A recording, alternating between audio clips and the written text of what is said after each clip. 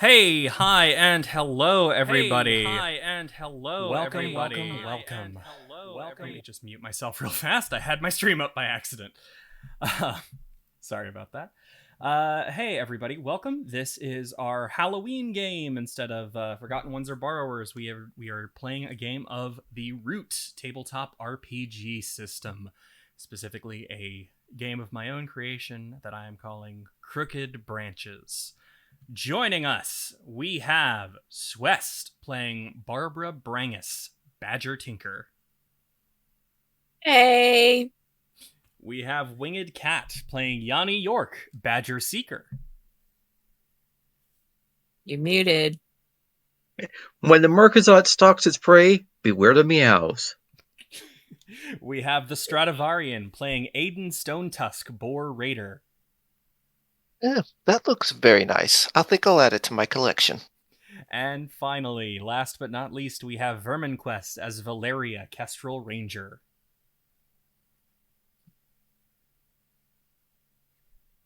Vermi, you're supposed to say something so people know I didn't have one prepared. You don't have to have a witty saying. Just saying hi is good enough. I thought I said hello. I didn't hear it. Sorry. I'm sorry. I guess it didn't pull through. No worries. No worries.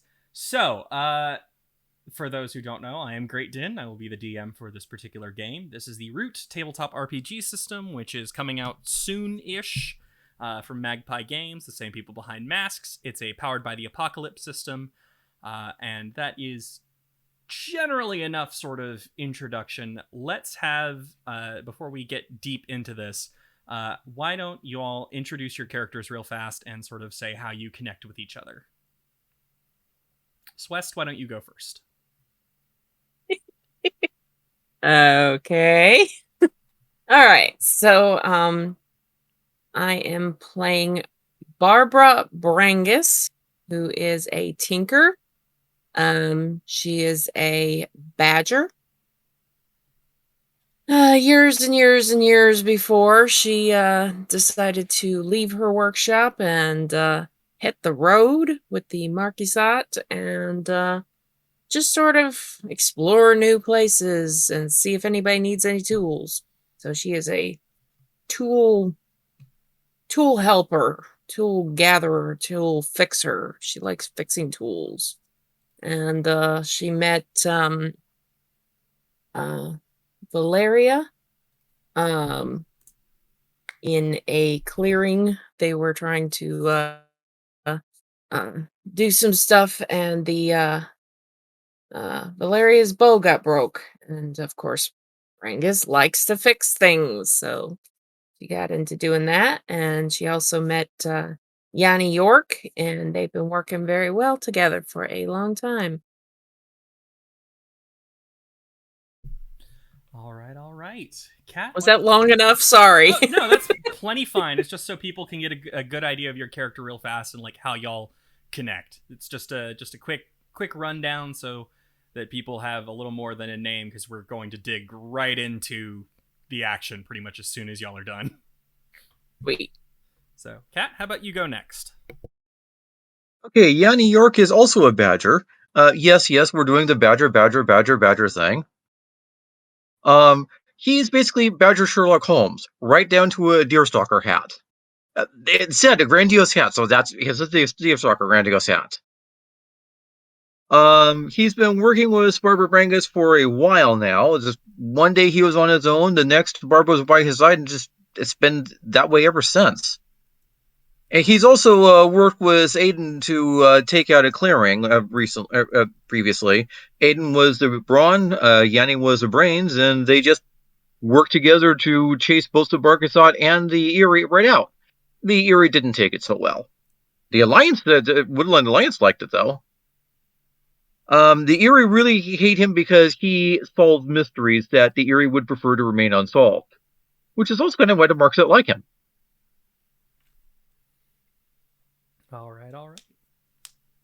Is that it for Yanni? Yep, for an intro. All right. Strat? The nature of Aiden is one of only the strong survive. If you're not capable of taking what you need, the world will cross you. He's very much a very simple but very big boar for matters. And his a bit of a unfortunate trademark is taking down a thing known as the Butcher, which he carries his very notable blade for matters in a very sealed container. As a last resort, he's a siege breaker, one that you call upon to get through a group that you need stopped. Doesn't matter who it is. He's not particularly too much to worry about, as long as you pay him well, don't stiff him, and don't try to double-cross him, or you get added to the blade. He's pretty much one that's, despite all the crud for matters, managed to find himself with some people that have actually treated him decently for once. With Yanni for matters, actually treating him as more than a simple brute to talk about when they think he's not in earshot. And our not unspoken of Ranger yet, as one that they had a misunderstanding for things, but patched things up. All right. And last but not least again, Vermi, how would you like to describe Valaria? Valaria is a kestrel ranger. She usually looks I'd say she's usually found like wearing a like leafy sort of shoddy cloak in a little bit, but she doesn't really care what other people think. She's mostly lived in the forest away from people. She doesn't really like them or trust them. She's got a few scars from like battles long before, something that wouldn't be normal for a hunter unless it was really big game, which not the kind that you usually find in the clearings that she's found in. Um, she doesn't really have any friends or family. Um, she seems kind of jaded about the idea, like she used to have some people she cared about, but um, that's long in the past. Uh, she was formerly of the Erie dynasty, but something has kind of made that a touchy subject around her. Let's see. So, I think we talked about the misunderstanding with Aiden. I think sometime, she felt like maybe one of his raids had taken things from her that, she's a little protective of. And they had to have negotiations of a sort to put that to rest. But since then, she continues working with him because, well, she can trust that he knows not to cross her really again.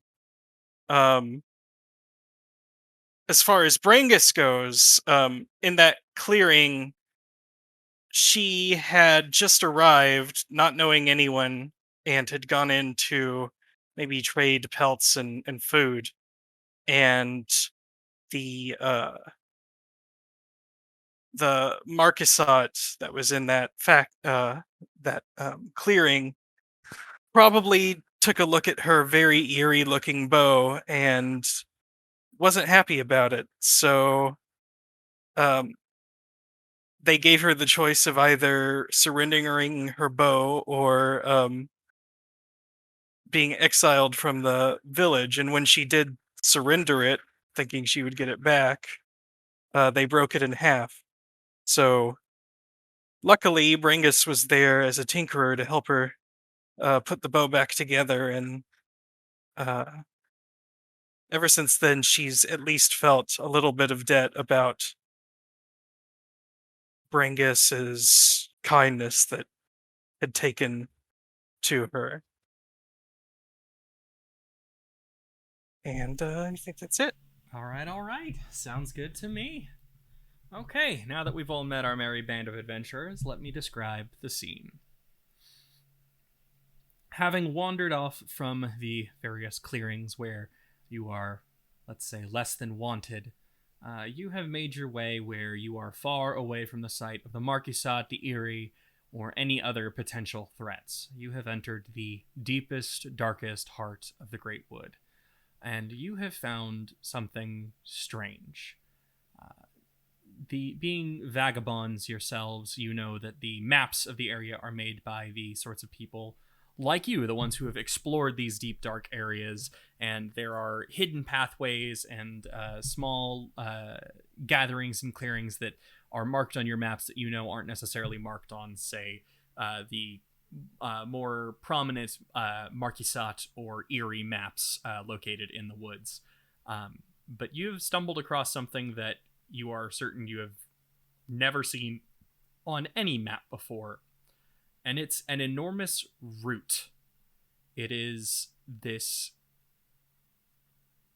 strange brown growth that forms what appears to be a fairly large circle, and it's easily twice the size of any of you standing at your highest. And you hear on the other side what sounds like a village in distress. It seems to be some sort of clearing, and you can hear voices shouting at each other, but you have difficulty catching exactly what's said. It's almost like the sheer size of this root is sort of muffling their voices through the brush that you find yourself in. How would you like to proceed? I guess the first thing is the fact that when you say distress, can you elaborate? Like I said, it's difficult to get exactly what they're saying, but it's clear that some sort of fight has broken out. And the voices that you can hear, you don't know what they're saying, but you can detect what sounds like desperate panic and unbridled rage. I'd like to read a tense situation then, as he sort of will approach a little bit closer. All right, go ahead and roll then. Yep. So that is, you add your equivalent stat, right? Correct. 2d6 Okay, so that and your for equivalent stat. So there we go. 13. Okay, that is a massive success. Let me pull up I actually forgot to pull I can ask 3. You can ask 3. Okay. Let me just make sure I have my core book open so that I know exactly. Yep, 78, I think is the page. 77, 78. Yeah. Whoops, I have gone way too far. Mm-hmm. There we go. Yeah, apologies. I had everything No else worries. pulled up and I forgot this. Not a worry. Okay. Reading a 10 situation. All right, what would you like to ask? My best way in out, and what should I be on the lookout for, and what's the biggest threat? Okay. The best way in, out, through that you can see is while the tree, this root is much too high for you to just climb as is. You can't see any sort of distinguishing handholds for it. You can see there is a sort of rotted tree nearby that would be easy enough to sort of topple over and use as a makeshift bridge up and over the root, provided you're careful. As far as what the biggest threat to you is, at the moment, it's just whatever might be lurking deep in the woods. Things like the barbarians, or if they had managed to wander down this far, or potentially a deer if you're extremely unlucky. But at the moment, nothing seems to be an especially big threat to you. Nothing pinging there's something else at play here. Correct. And what the last one was, what should you be on the lookout for? Yeah, what is off about this situation? The thing that strikes you as odd is that if there is a clearing on the other side, that means there shouldn't be that much sort of distortion around the sound. Something is Okay. off in that regard, but you've also never seen a root this large before. This could be, Or quite this gnarled. yeah, or quite this gnarled. It could be like deer magic at work. Okay. So, cautiously, he'll, I guess, look to the rest of them and say, "We going in?" Let's. Okay, then if we would to see if anyone else has any other thoughts. You see a good way in? He'll nod, point to the particular that was like, "I can move it." Oh, we got it. We got it. Barbara? Badger? Badger. Badger. Badger. He points to the root. Mushroom. Pulls out a mushroom out of my pocket and throws it over the root. Oh, Well, sorry, I'm not entirely sure what that's used for. It's to knock over the tree, I think. certainly a Well, it's more to see if there's, if like, maybe it's close enough the people see something come over and go, oh, we got to shoot at it. Or, is there any kind of oh, I see. wrap Yeah. or something that would, A hidden sentry. yeah. Okay. If that's what you're going for. It's kind of like throwing a stone, but this is edible.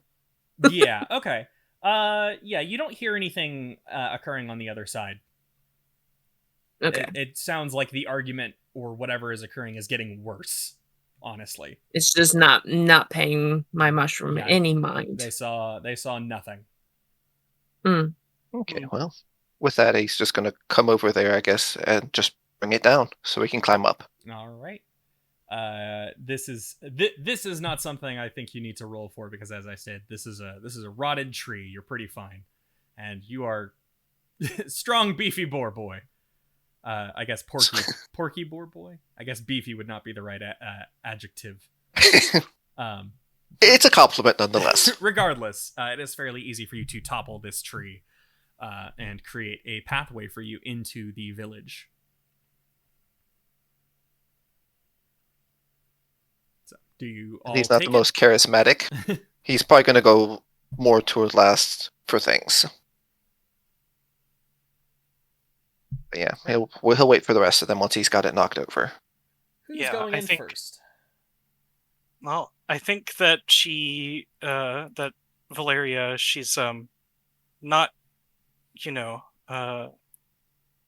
it's pretty common for her to have to go across some trees and branches like that. So she'll go ahead and make her way over.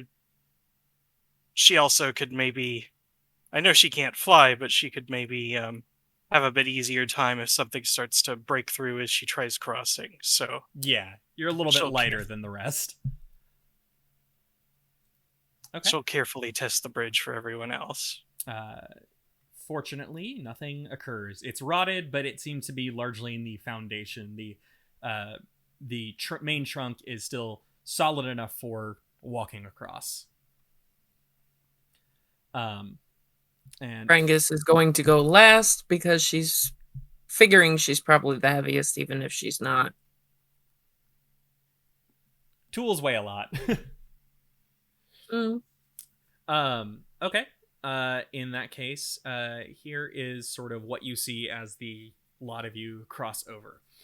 You see what appears to be a relatively peaceful clearing. There's it seems to be small in personage, but fairly large in area. From your position at the top of this route, you can just barely see to the other side, where you see once again the sort of massive root is curled around this entire clearing. And you can see a gathering of people, a gathering of animals of all shapes and sizes, basically going at each other. There are words flying at each other. You can see that some are being held back by others. There's someone just unconscious on the ground. And like as soon as you had stepped over the root, it's suddenly like the conversation's all cleared, like you just surfaced from the water. And what you can hear is a cacophony of angry voices all discussing what needs to be done, calling each other horrific names. Nobody seems to be offering a solution, but they all seem fairly certain of some sort of impending disaster. This is the step above a mob. Pretty much. Is there room atop the root for all of us to gather? Easily. Once we're up there, Yanni pulls up the tree, if he can, to make it a ladder for the other side. All right. That is going to need to be some kind of roll, because pulling up an entire tree, one large enough to safely get you all to the top, is not going to be easy. I can help too. Yep. Is Aiden going to help? Oh yes, if he's carrying and lugging something, that's easy enough. Okay. This is just lugging something, yes. Okay. Let's see. What would be the best roll for this? I think this needs to be just a trust fate roll. Okay, so that's pure on. Because it's not like persuading. It's not one of the standard options. Okay, so that's a straight up luck roll, huh? Yeah, pretty much. But for the assistance from everybody, whoever chooses to roll gets a +2. Okay. All right, I think I have the best luck, so I'll roll it.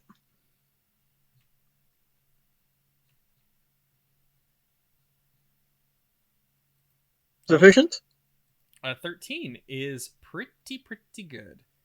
Let me double check this real fast.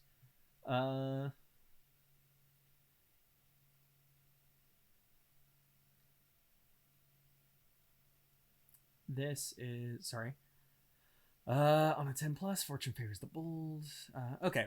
So yes, you are able to lift the tree up, and you manage to push it over to the other side, and it lands with a sickening thud, loud enough that it seems to actually stop all of the arguing as the people in the town, in the clearing, look over to whatever made that noise.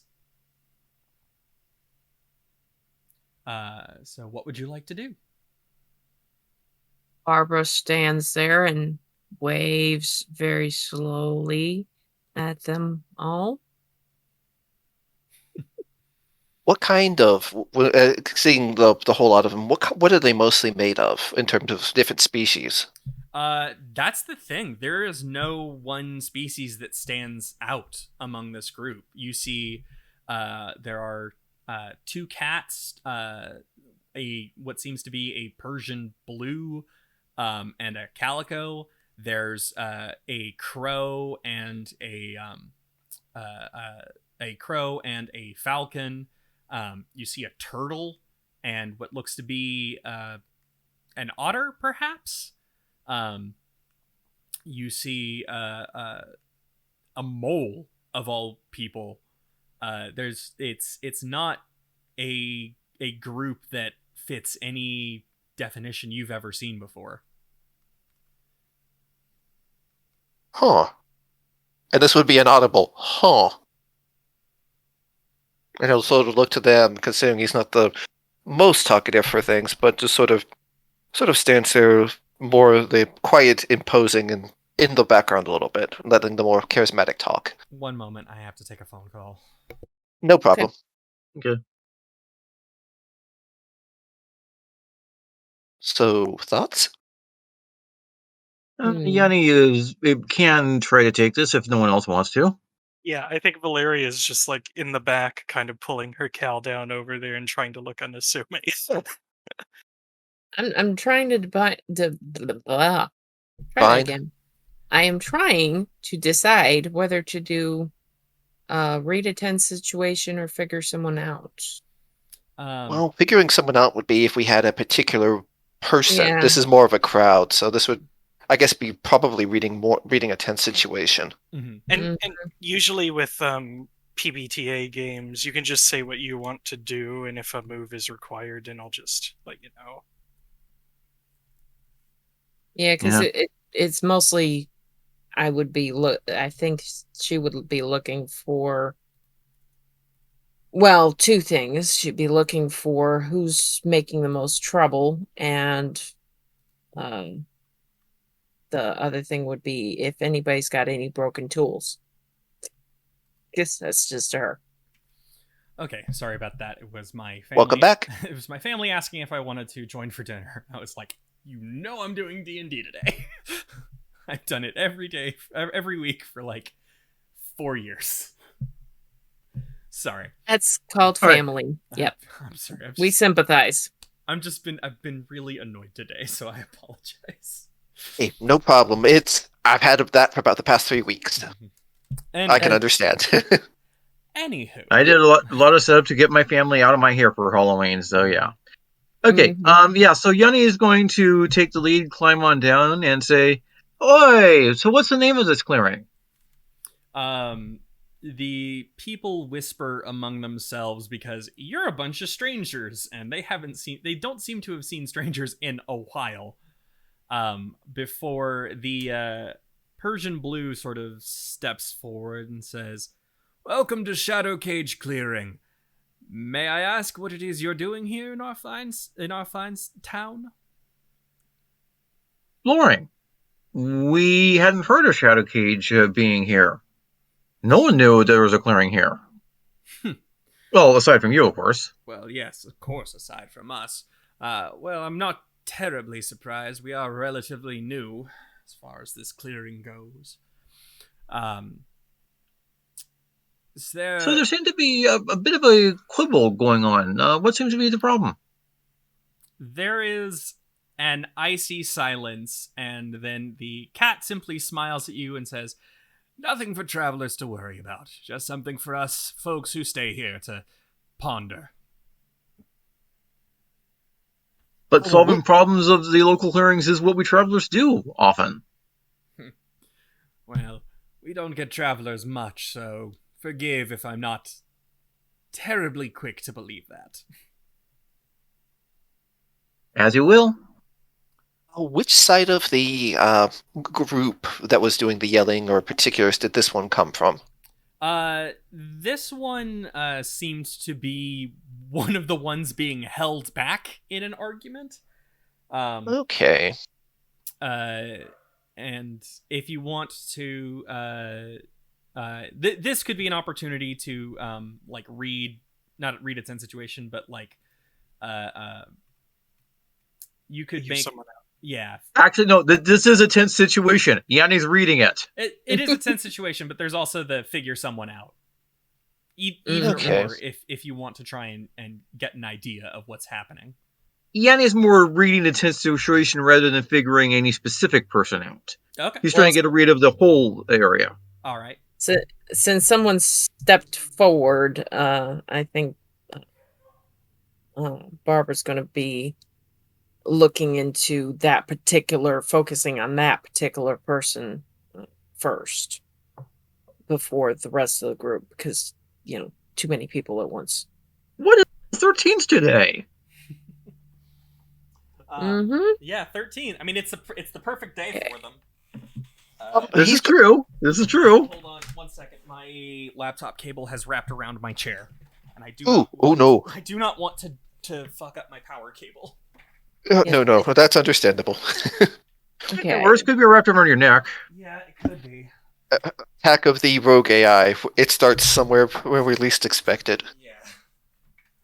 Okay, so it's 2d6 to roll. Yeah, 2d6 plus any your relevant stat. stat. Plus whatever the relevant stat is, which can change based It's on not whatever your helpful. abilities are. Yeah, figure someone out is charm. Cunning is read a tense situation normally. All right.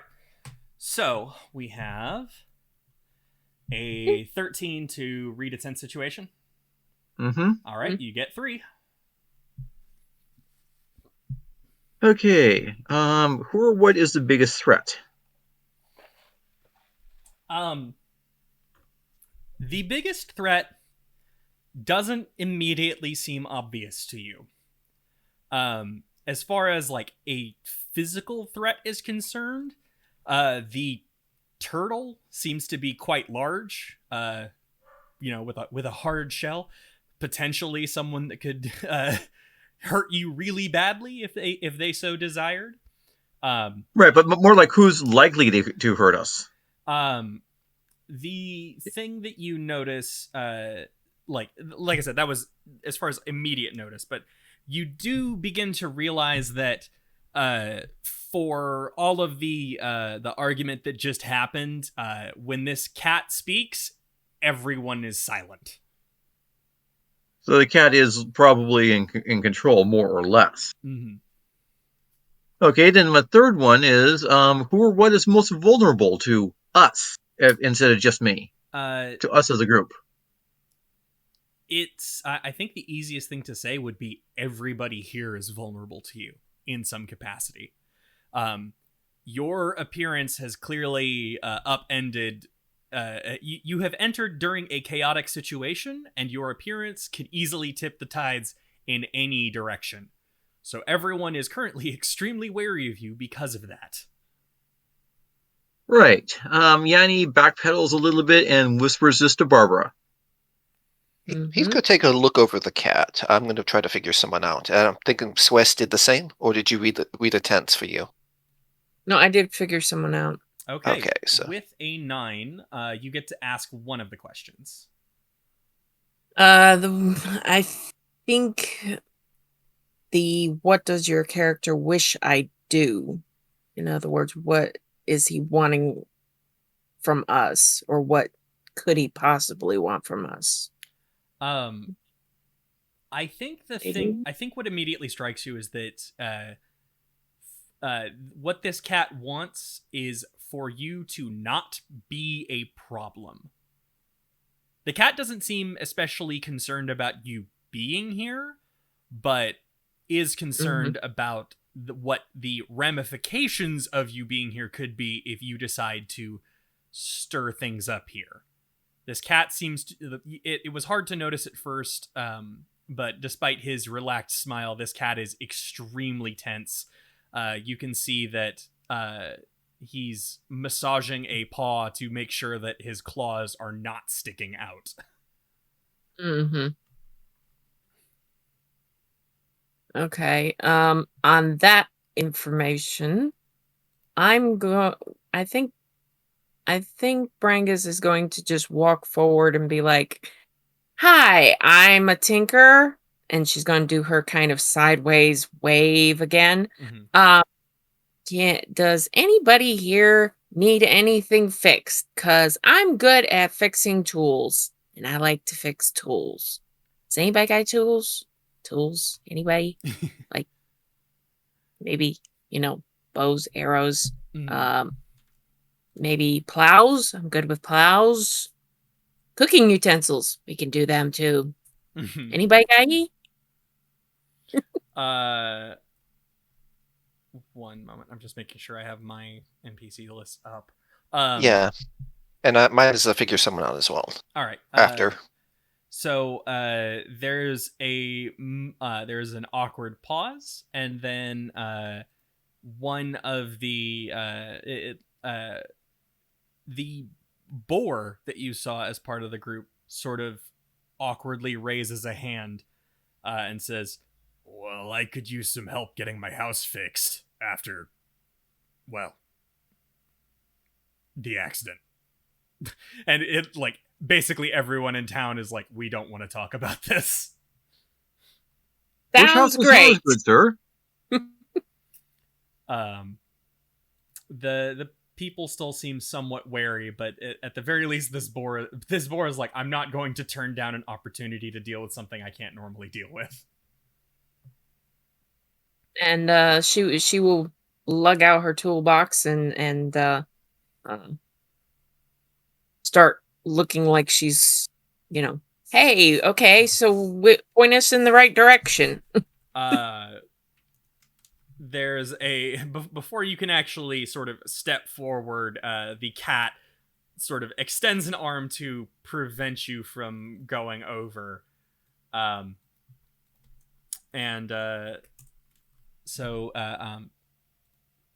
Sorry. What did you want to ask with your 3 hold from the 11 strat? It can actually sort of wait until after he does his thing. It's fine. He's basically figuring out the cat is. What is he telling the truth? What does he look like he wants us to do?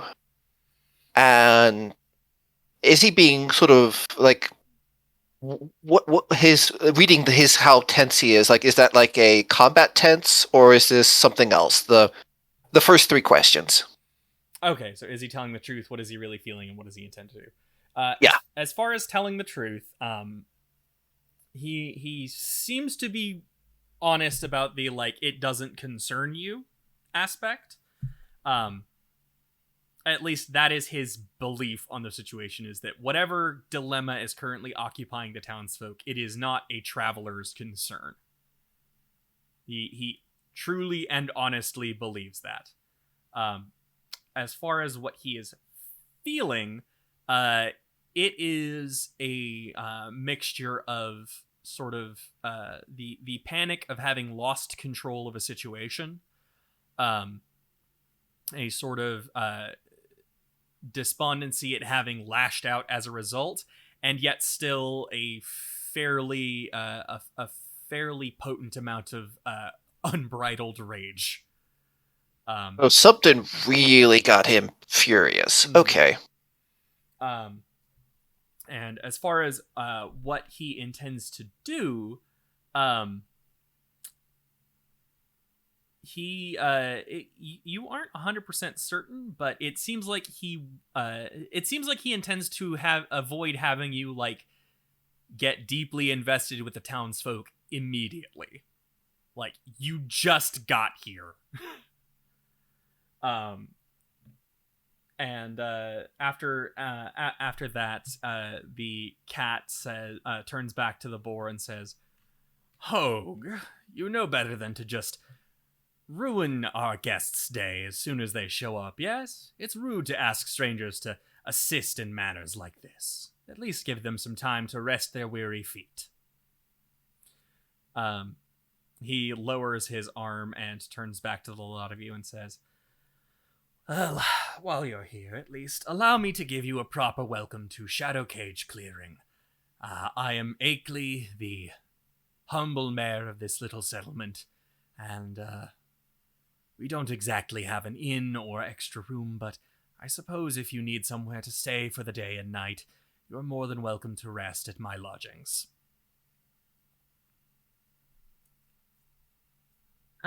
Barbara will bow and thank you. I would like to work for any room and board, good sir. He smiles and says, "I'll consider that after I've had a chance to get to know you a bit better." Of course. All right. What do the rest of you do? Oh, seeing that more or less like is there like a path to walk to like sort of through them and let them either tear themselves apart or whatever? As far as the townsfolk seem to be sort of splitting off, your arrival has at the very least put a temporary halt on the argument and conversation. But clearly the tension has not left these people. It's just simmering. Yeah, it's just simmering under the surface while Akeley does his best to deal with these strangers who have butted in on important matters. Okay, well, he basically sort of speak from somewhat towards the back on things. Just direct us to your home and we'll let you deal with this. Akeley will nod and then lead you to a house sort of in the center of town. You can see that the way the houses are arranged is something like a circle. There appear to be only 13, maybe 14 houses in total. Okay. but there is like there's no blacksmith, there's no granary, there's no storage area. You can see that off to like one of the larger sides of the clearing there is some like farmland that seems to be fairly well tended and abundant in growth. But aside from that, this town seems extremely sparse, and from what you can see of the houses, it is as new as they mentioned. This is a fairly fresh clearing. Very, very frontiersy, as such goes. Yes. Okay. So, all right. He leads you to a house sort of at the northernmost section of the circle of townhouses. It's not especially large. In fact, it looks almost smaller than the others. But as soon as you enter, you can see it's a cozy little abode with a kitchen sort of attached to the living area, and off to one side is a bedroom. Akeley will lean on as soon as he's sort of in the house, he's going to lean on the door frame and let out the longest sigh you've ever heard before perking back up and saying, "I'm afraid I don't have much more than a single bed, and unfortunately, at my age and with my back, I'm going to have to take it, but you're more than welcome to rest anywhere else, and I'm certain I have a few extra blankets I can give you." Well, I'm used to being on the floor. It's cool. Though I did want to ask you about that big old root that's out there. He nods and says, "Yes, it is a mighty strange thing, that root, but it's why we built here. It provides a lot of protection against the troubles of the woods." See that? I can see that. Once you get over the hurdle of it, you don't have to worry about things like deer or the barbarians or any outside armies or whatever chased us away from our previous homes.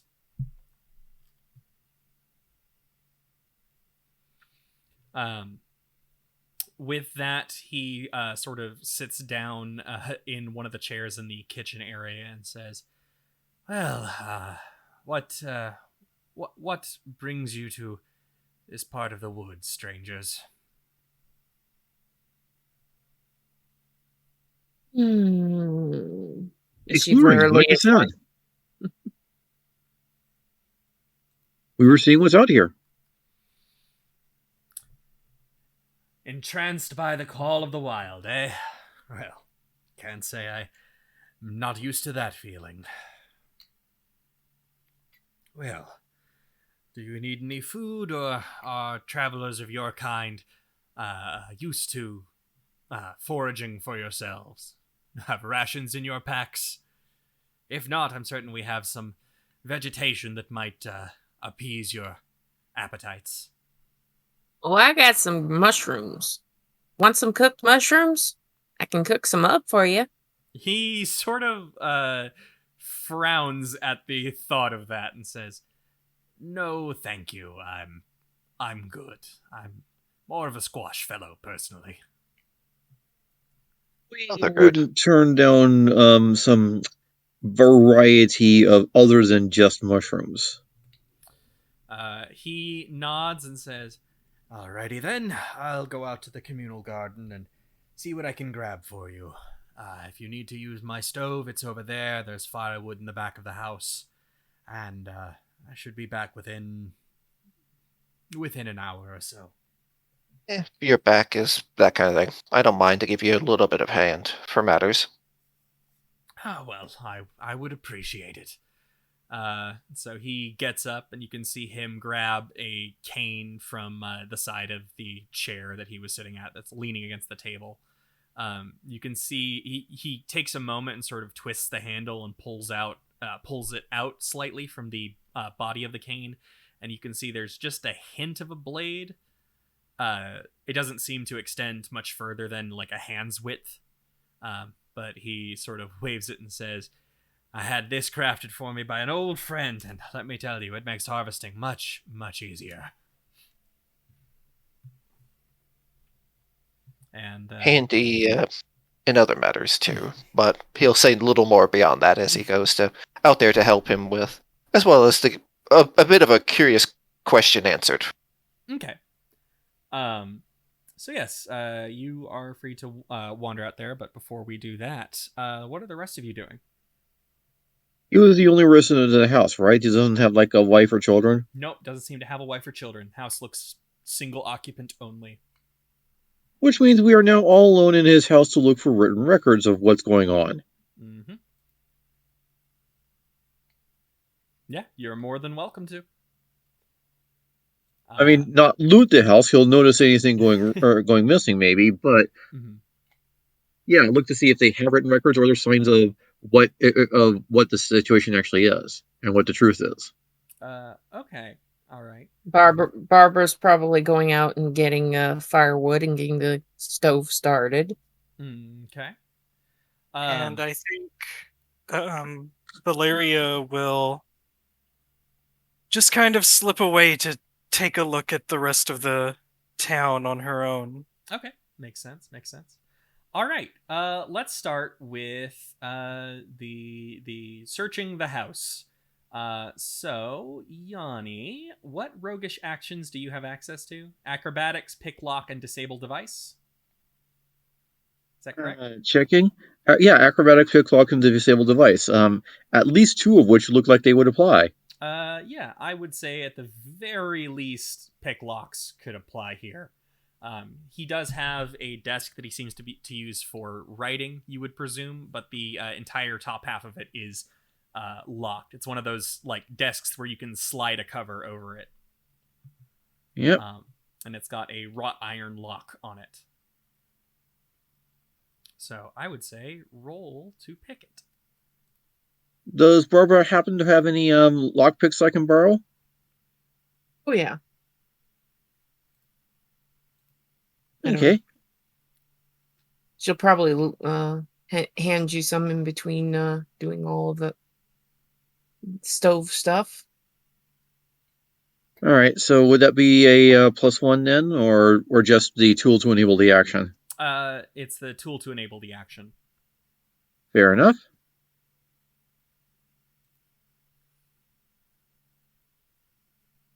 A 9. Okay. With a 9, you get a risk of your feat or mark exhaustion. So your options are the risk. Yeah, you have the option of a risk or exhaustion. Let's go for exhaustion. Okay. In that case, you take 1 exhaustion, and you are able to pick the lock open.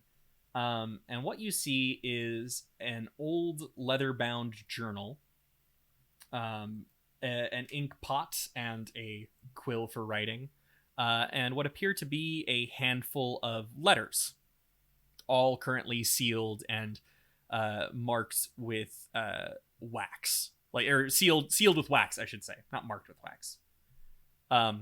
The emblem that is impressed into the wax, though, is not one you recognize at all.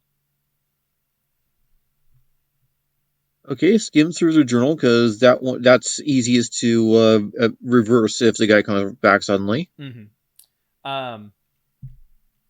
So what you get from a quick skimming is basically a very brief history of the clearing. It seems that Akeley got into some amount of trouble at the previous clearing that he was in, and it led to a fight, and what appear like you just see the words regret multiple times on one of the pages, with what the handwriting on it is so shaky that you have difficulty telling exactly what happened. But it's very clear that Akeley did something that he was not proud of and fled. Following which he sort of ended up meeting up with these other people, these strangers, and finding this enormous root and this clearing and establishing the Shadow Cage clearing. And it seems that by dint of age and just some amount of like power of charisma, he became the unofficial mayor of the town. But it doesn't seem to be a position he's terribly fond of. Do we have the name of the clearing he's from? And specifically, is it one that Barbara and I would know? The name of the clearing that you see is it is sorry, let me get my notes. I was trying to remember it, couldn't remember it. Not a worry. It was Cold Cave Clearing. And you have never heard of a clearing like that in your life. Okay, it's probably mountainous.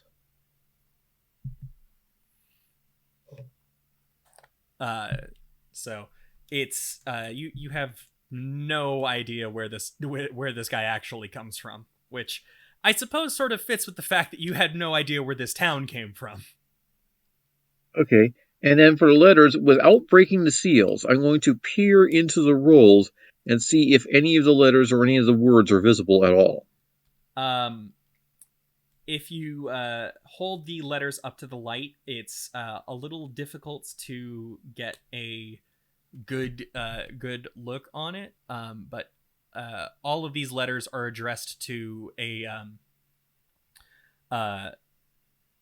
it appears to be someone named Porter, and you have it's the letters appear to be from the like scant words you can see, like letters of a deep friendship or a romantic relationship. It's a little hard to tell just from what you can see. Okay, is there an address these are addressed to? No. There's no. So, like, not possible to tell if these are meant for someone in this clearing or another. Yeah, not. It's difficult for you to tell if they're meant to go out, or if they had somehow come in and just never been opened. Okay. Put everything back, close, relock the thing, make it look like I was never there. All right, you were never there. Barbra, do you have anything else you'd like to do aside from get the stove ready for cooking? Well, she's probably going to take a look around the house in general. I don't know if that's investigation or what, but I don't think in this particular case it's one of the main actions. Because it's not like a roguish feat. It's not trying to read a tense situation or figure someone out or persuade an NPC. I don't know how you would persuade a house that's not alive. Please, house, could you please give up your secrets? House, move. No, you don't want to say that because that might happen. So it doesn't seem like you have anything in particular, and you are a tinker, so I think it would be just something you have a general idea of anyway. Well, along the lines of, house, where is this house new? Is it, old? Is it... The material appears to be quite old, so it seems to have come from some relatively old trees. But the house itself appears to be fairly new. Okay. That's what I thought it was, but I wasn't. Yeah, the joints seem well connected. The paneling and walls seem fine. There's no sign of damage on the roof from anything. There's barely any soot on the chimney. Seems to be a fairly new house. Good construction then. Good. She approves. Yes. House built well. Yay. House built well. So, anything else? No, I think that one probably would take up her time. Okay. Valaria, what are Yes. who are you looking for anyone in particular, or are you just sort of observing the entire town? I think she doesn't have any like very specific person that she's looking for. Mm-hmm. I think she's just the whole situation has her feeling like it's a bad feeling. She doesn't feel tense really, but she feels like she would be safer if she had some more information about why everyone's in this sort of angry mood. So I think she just kind of wanted to sweep around and maybe observe, because I think at that house she has the thought of like, well, the reason why he asked us here is so he can keep an eye on us, uh, and she'd rather kind of She'd get rather some of say, her "Fuck that." yeah. You're not the boss of me, you strange cat man. Okay. In that particular case, yes, you can get a sort of observation around the town. You see that the townsfolk are all sort of taking their own sort of positions. There appear to be a few groups together. There's a mouse and a rabbit who appear to be living together, and they seem to be whispering to one another as they look oddly at the mole. The otter and boar are both looking at what you can see as a damaged house. It looks like one of the walls, someone just like ripped through it somehow. And it's splintered inwards rather than outwards. You can see that there is the the turtle is taking care of the dog that got knocked the fuck out earlier, and is sort of very carefully sort of bringing them back to consciousness, wiping their head with cold water and trying to make sure they're not like super concussed. Okay. But it's not like the townsfolk are clearly like in small groups. I think she is going to actually take a look at what's going on with the house, because she's got a thought right now of, okay, if this route that they said is supposed to be for protection from the forest, what caused this damage to this house? Like, it's obviously caused by something going into it. Mm-hmm. And if they're in the clearing surrounded by this route, then why? She's thinking of it like, if this is shadow cage clearing, what is the cage? Mm-hmm. What are they caging in? Like, what's the prisoner of the cage? Mm-hmm. Fair enough. I will say that this is you can either read a tense situation to get sort of a general idea of what's going on around the house, or you could try to figure someone out as the otter and the boar discuss with one another. Okay. Let me see then. Just trying to figure out which I think.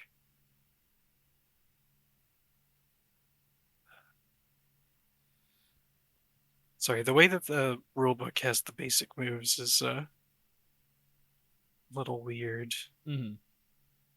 It might be easier to just grab them from your character sheet, or from like the general character sheet. Oh, does it say it at the bottom? I think because at the very bottom of the playbooks, not necessarily the one you made, but at the general playbooks. Right. That's why I wasn't seeing it. Okay, I'll go and find that after this. I found. Let's see, tense situation.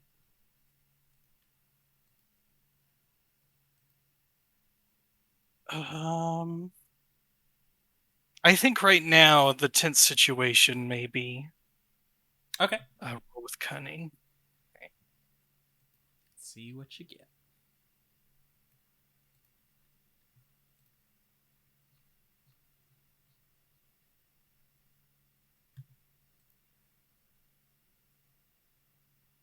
Oof. Not very good.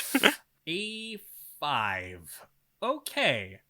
That is a failure. Yes. Okay. Then what would be the best situation here? Because this is a, Get a hard move. yeah, I get a hard move here.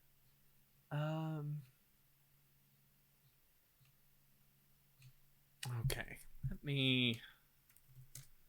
Let me double check what I have available to me.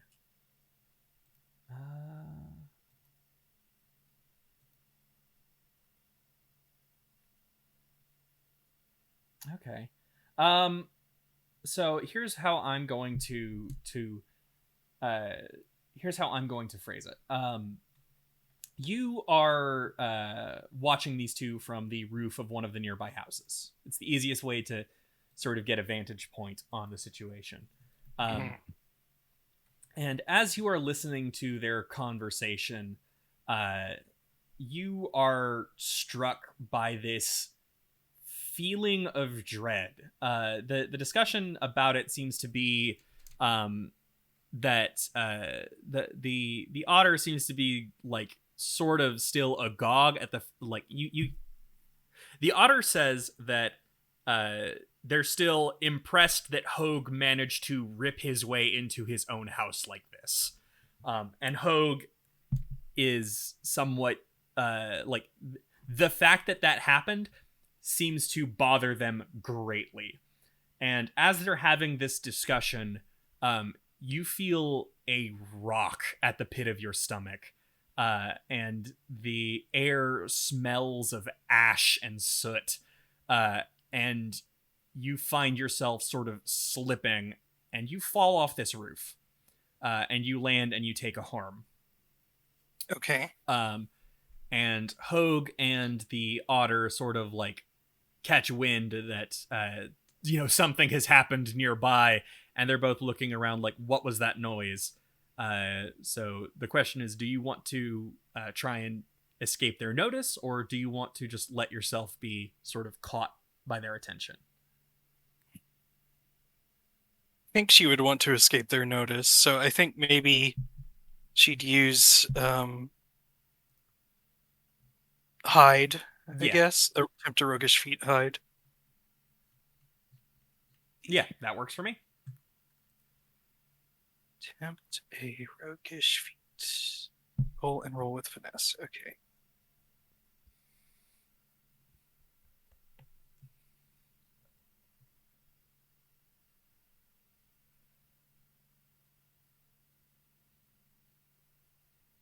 Oops. Yeah. Sometimes that happens. There we go. Okay, I am using silent pause. Mark to exhaustion. Oh no! Oh no! All right. So that would shift it to a 7 or 9. Yeah. All right. So, with that, yikes! First of all, but with a 7 to 9, and my rule book has collapsed on me. Please don't do this to me, rule book. Yeah, I'm probably opening up a Yeah, I had to reopen it. or whatever. Roguish. How have I spelled roguish correctly? Roguish.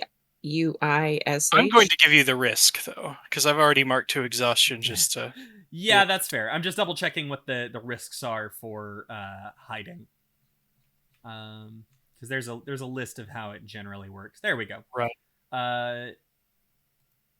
So here's how it goes is as you're sort of slipping away, you do end up dropping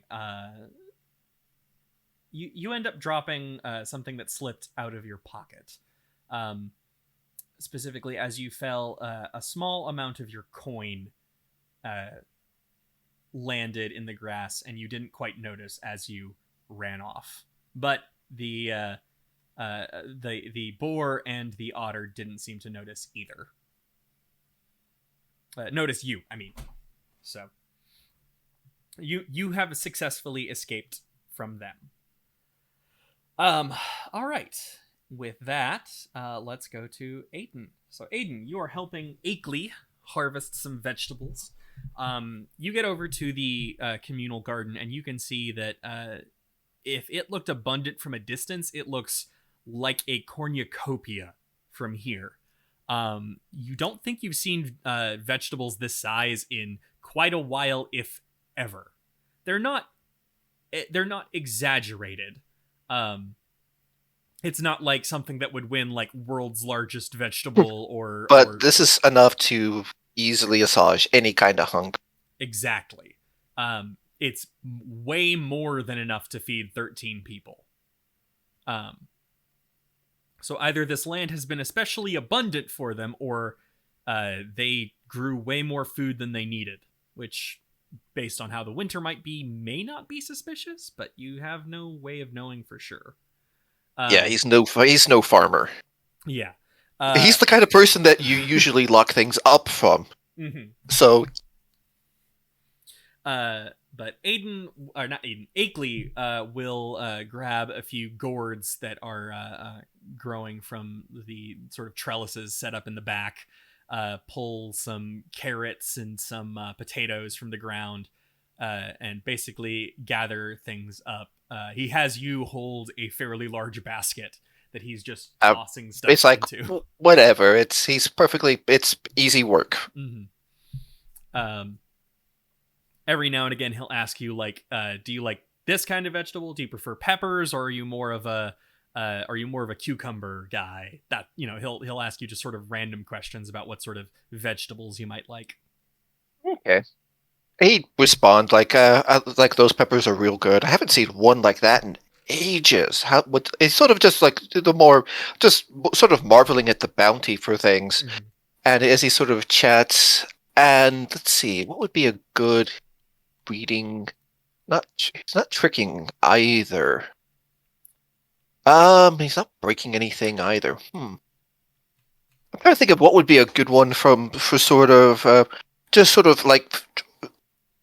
I guess it really would be figure someone out as he sort of talks and all, because this is sort of a different side of things as he's just sort of working, and this is like chatter to pass the time as he sort of tries to figure a bit more out about him. So I guess that really would be figure someone out. Yeah. But no, he's just generally being a amicable person for things, because there's no reason to do anything. And this person's got a lot of charisma, and this is sort of a little bit of a different kind of thing. So it's definitely a different vibe than what you got a few minutes ago. ago. Especially with the situation when he first came in. So it's straight duty.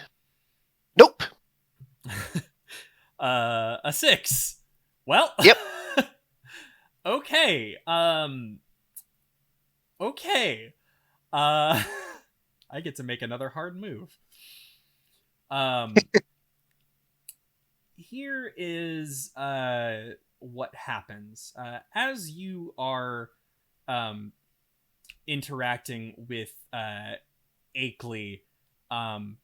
You begin to set into a rhythm during the conversation. You'll answer questions, and he'll ask questions. You'll answer them. He'll ask some comments about like where you're from, what have you been doing, and you'll answer. And you realize that an hour has passed, and you don't remember any of it.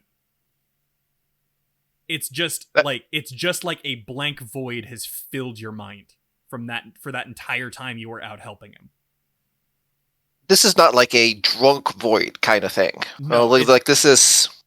It's like you just separated from your body, and you came back holding a big basket of vegetables in the kitchen with Akeley just gone. You don't know where he went.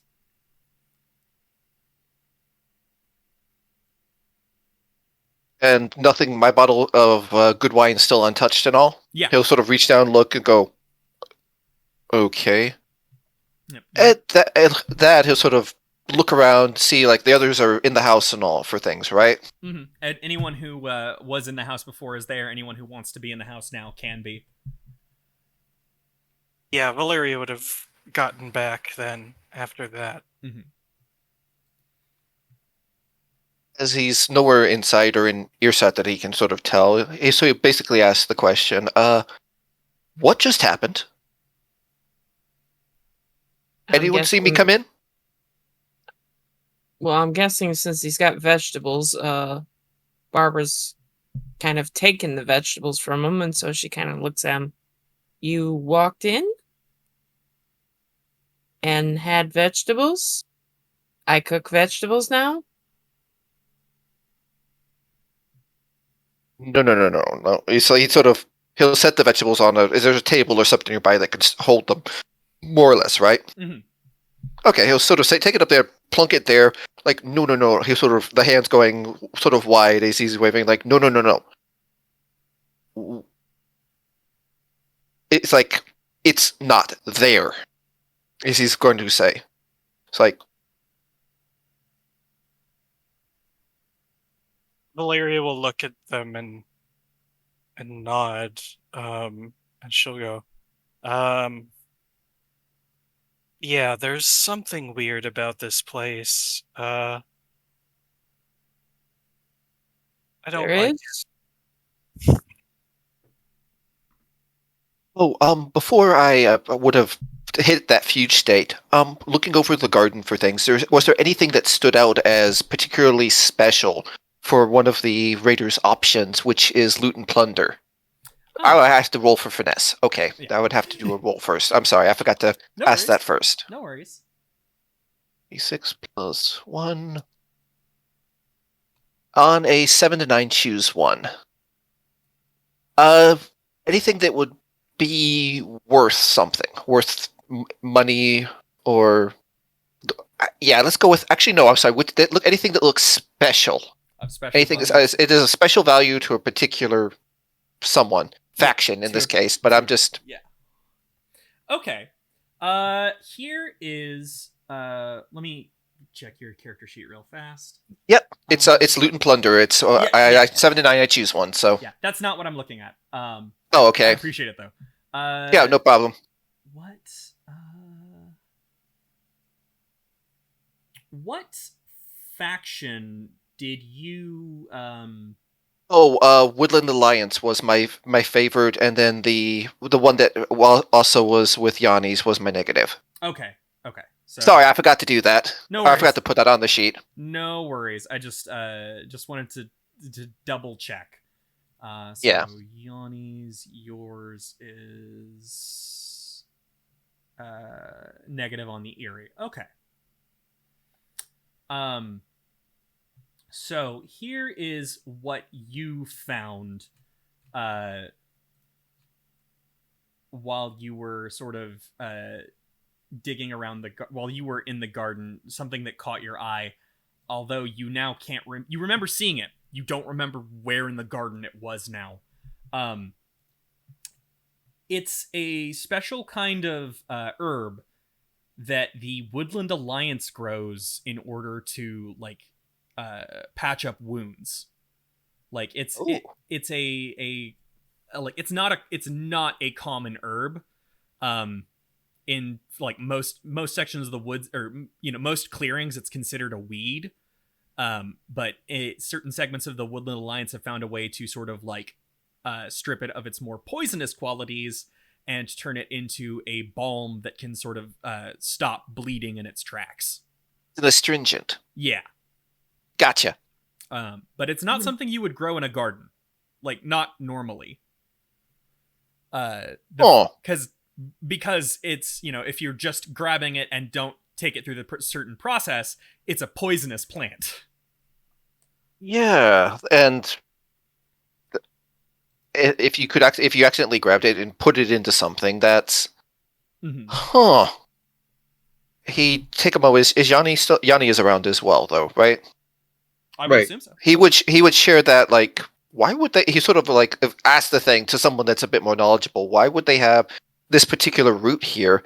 as he's sort of just helping with like taking out some of the things and making sure nothing like that's in the basket that he grabbed. Yanni does take a look, trying to get answers. He would sort of describe the route for things as sort of like, why would that be there? And I didn't have like a look or anything on me when I came in, right?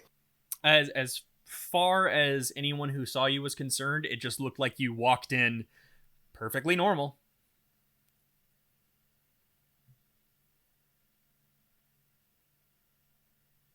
So, there's just a weird kind of distress with the matters as he just sort of looks at that, and it just seems to be for him lost in thought.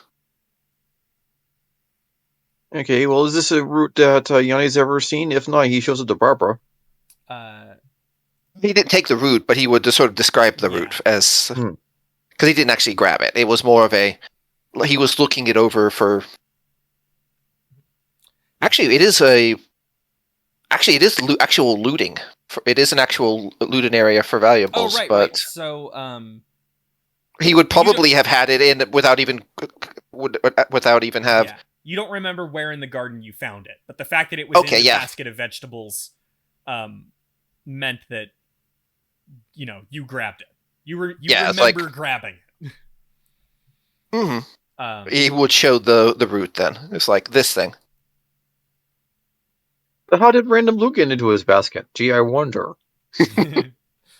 But with you being familiar with with you being positive reputation with the Woodland Alliance, Yanni, you would also know what that route is. Okay. There's a little audio glitch here. What was the description again of the route?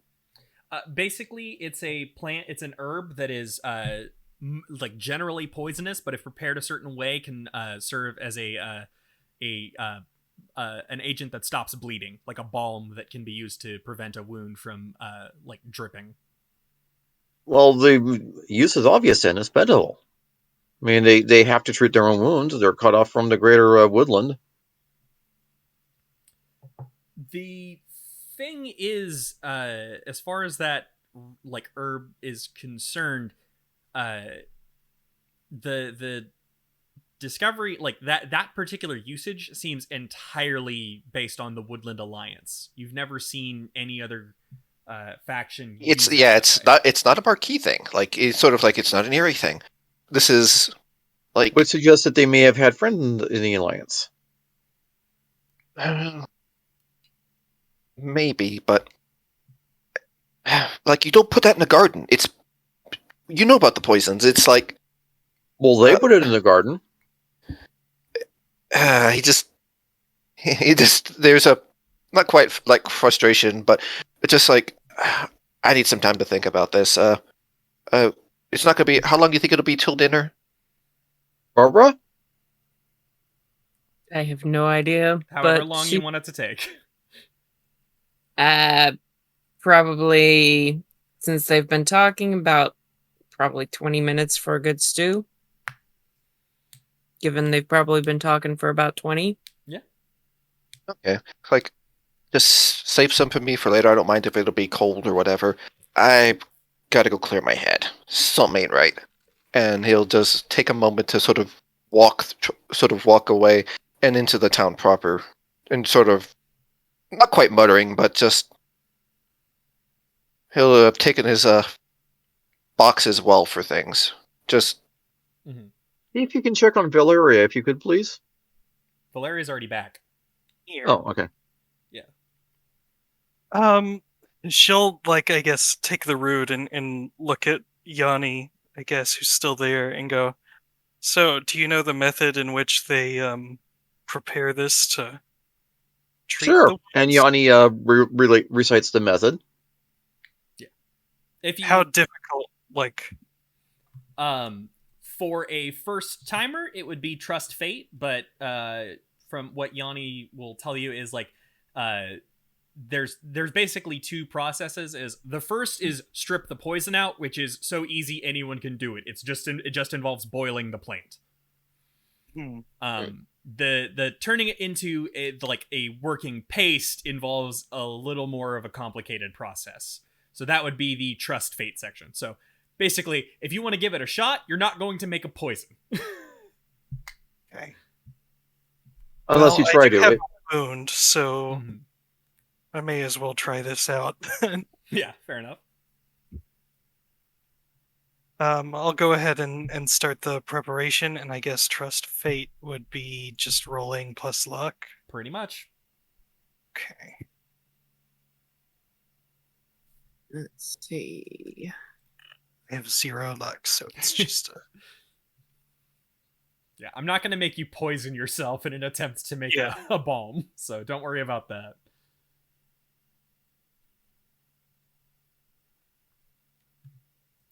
well, that's a 7. A 7. So here is basically how it works out. You are able to make it. It's just enough after several mistakes. You manage to make just enough that when you put it on your wound, it does in fact work. But it was a messy process, and it's going to take some time. So it will be evening before you can do anything else, is how I'm going to phrase it. Yeah. All right. It is late afternoon at this point.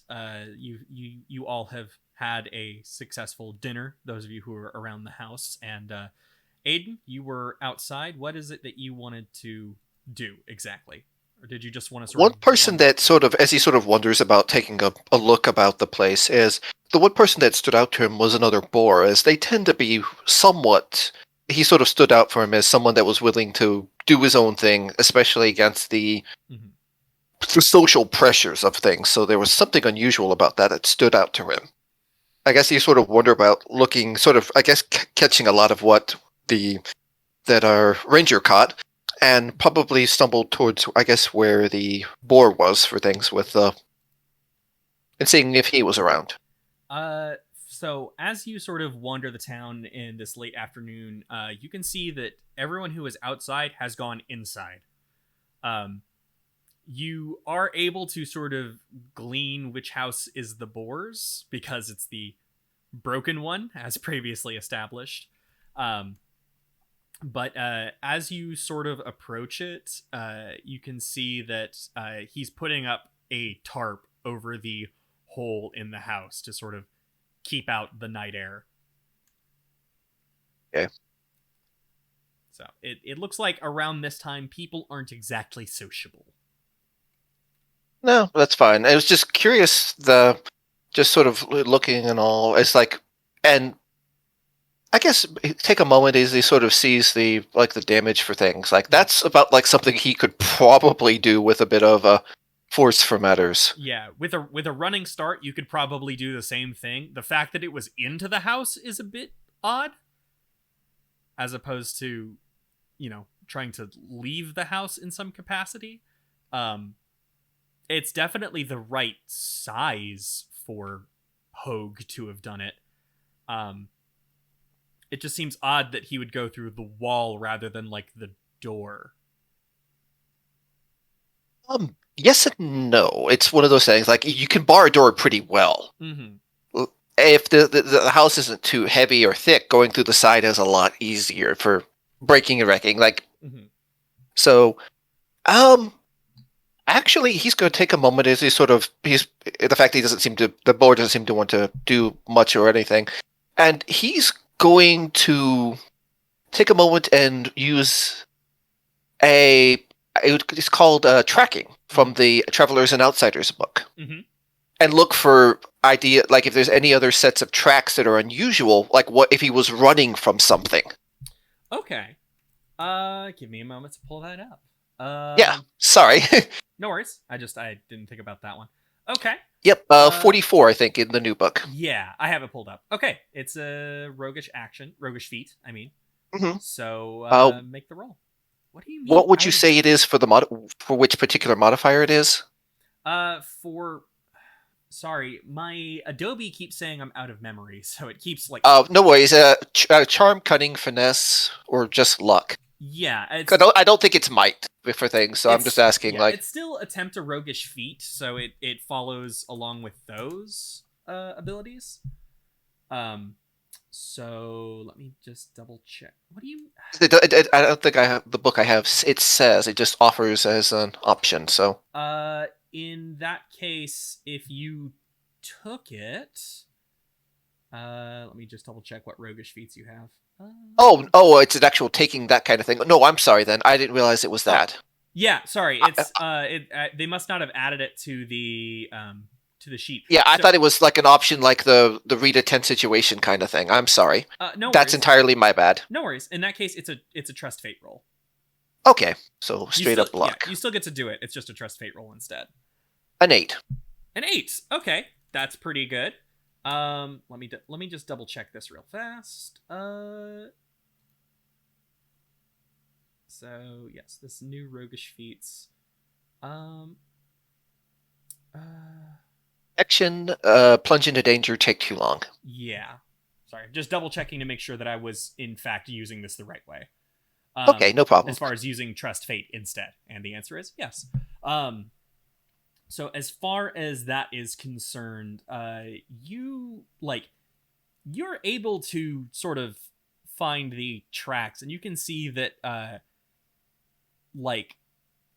the charge that led into the house was not a short one. It went off into it went off towards the route, like the enormous route that encircles the town. You can see that sort of the eastern and western sides each have their own each of the eastern and western side of the route have their own sort of like small changes to the geography. They left some trees over near the western side, and on the eastern side you can see it's some sort of like swampy area. There's some thinner different kinds of grass, more wetland and bog plants. But because they couldn't just not have timber, so they had to leave some trees in the clearing. Yep, makes sense. And you can see that the tracks that lead to the house actually go into the sort of wooded area on the western half of the clearing. So this was a full-on this was a long sprint from charge. Okay, yeah. So he was running from something nasty here. Yeah. Okay.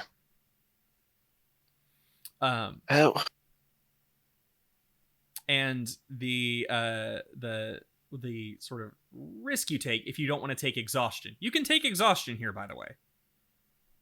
If we're resting for things. Yeah, if you don't want to take the risk, you can take the exhaustion. So, I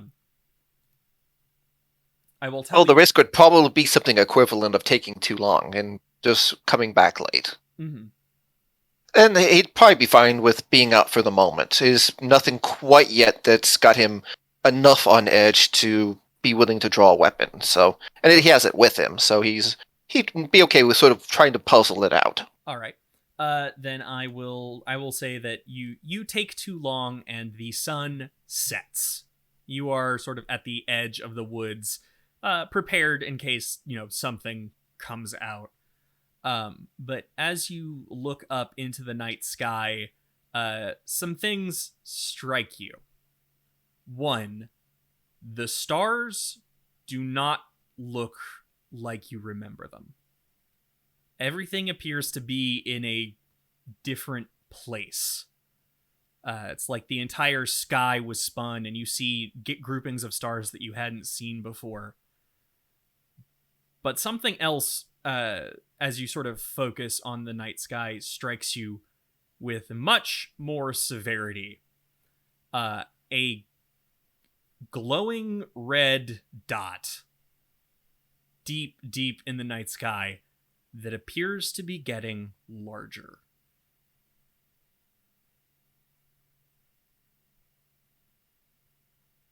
It is a brilliant scarlet, and it's extremely subtle because whatever it is currently somewhat far away, but It is definitely getting bigger.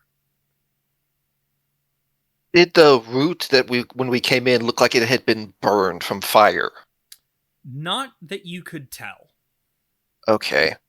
But troubled as he sort of looks, sort of does a half gasp for things. It's sort of his hand sort of halfway going for the where the blade is in terms of the box before he pauses, like, no, not yet, not yet, and will sort of make his way back and probably sort of knocked a way to let them know that it's him before he tries to come in for matters, and will be making his way back, I guess, for the moment, and see how they react for everything else. So, all right, everyone else, because this is a bit of time. Yeah, whatever it is out of sword range. Currently, yes. So while Aiden was out exploring, what did the rest of y'all want to do aside from eat dinner? I think for Valaria, she'd be. I think that she's tied up with making that paste, right? So yeah.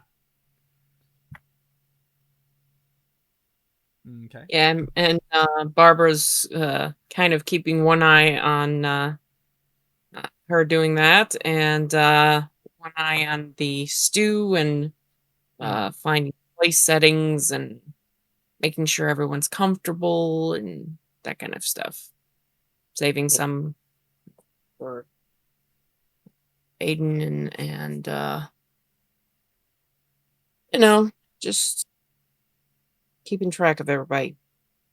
Yanni's playing sous chef while also just checking out the house to see style of architecture or any other hints as to where these guys came from. The most you get is that this is a very frontier style home. This is you're familiar with it from like clearings that are really freshly built. It's the sort of like it's a really sturdy but really simple setup. But no obvious Erie or Marquisade influences? None whatsoever. Any obvious Alliance influences? None at all. This house has no markings or indications of being anything other than a frontier a frontier cabin, basically. All right. Well, if that's it, then Aiden, you are free to have returned to the house now.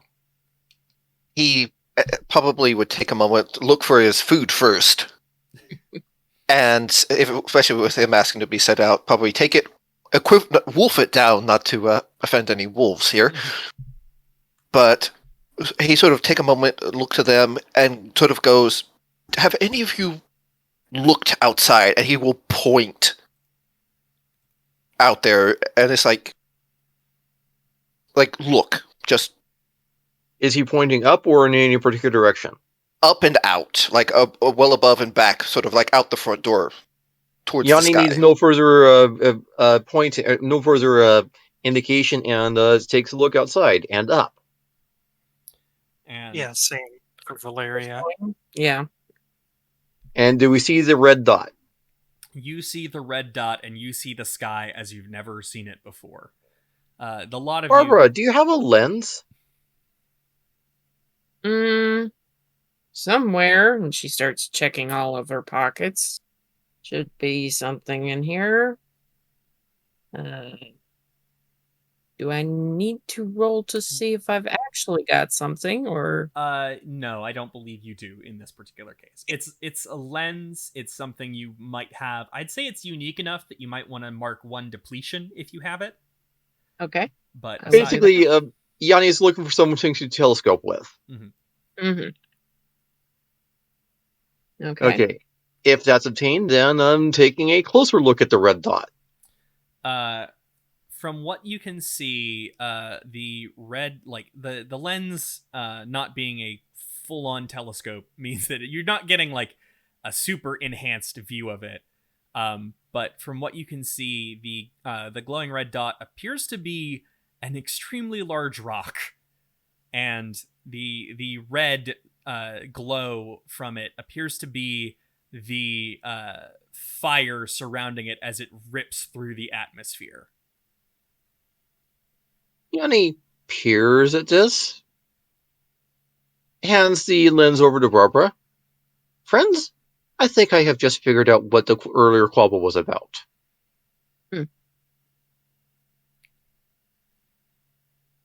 And just lets everyone, indicates that everyone should take their own look at this red dot through the lens. Yeah, Valaria will take a look and then hand it over to the next person. You're taking a moment to finish the last of his food.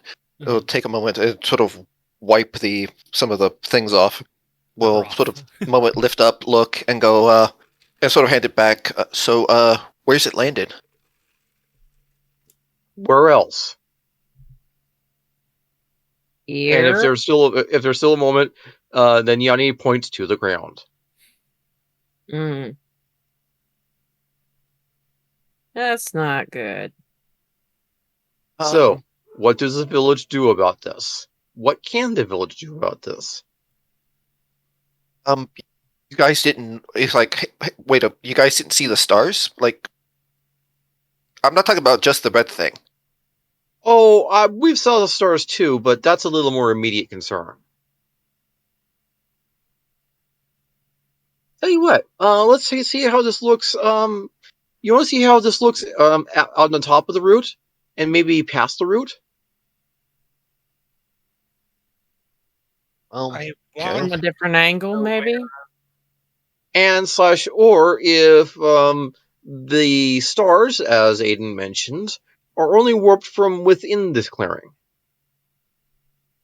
Well, yeah, you've got the brains to ask him. I just noticed and I was trying to figure out, looking over, like, when you mentioned when you were talking and all, like, it takes a lot of willpower to stand up to the, the whole mob thing. Like, most folk tend to back down pretty heavily.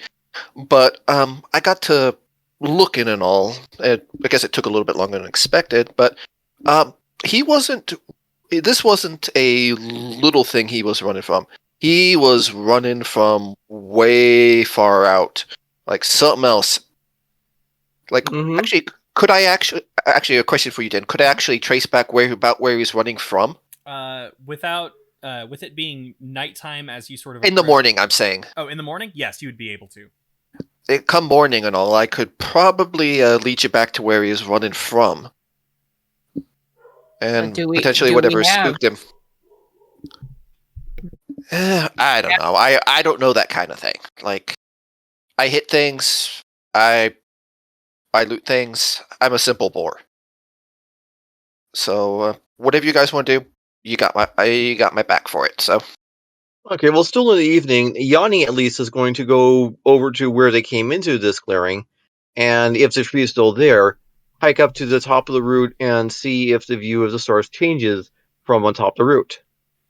As you approach the area where you entered, you see that the tree has been chopped to bits. And someone has taken the time to carefully arrange the wood to spell out the words, "No escape." Facepalm. Just straight facepalm. Well, Yanni returns and reports as just someone's being active in a malicious way.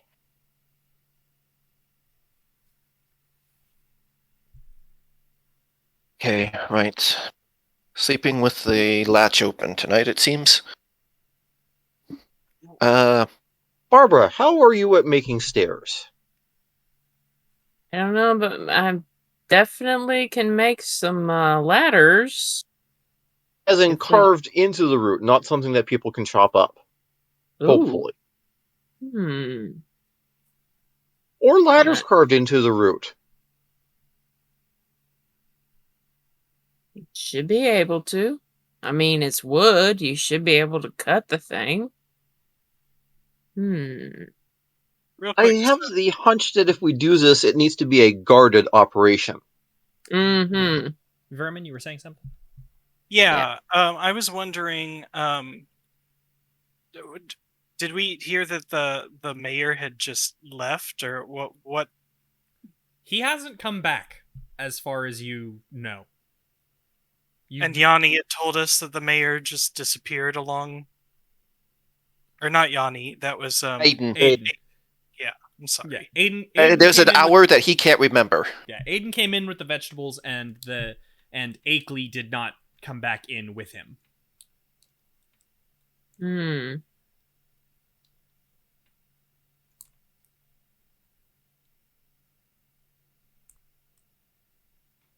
I'm going to go to the townsfolk and try to figure out what's going on here.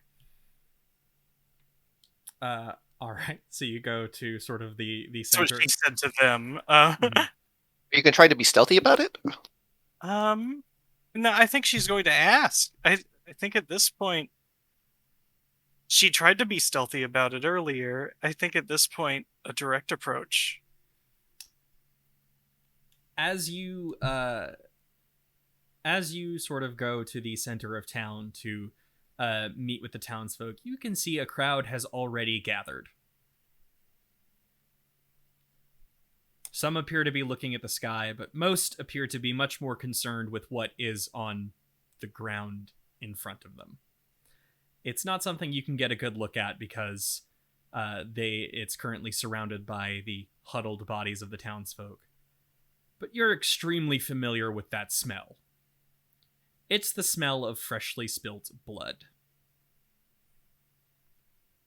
And as you sort of approach, you recognize just the barest hint of the fur that indicates that Akeley has been slain, and his body left in the center of the town.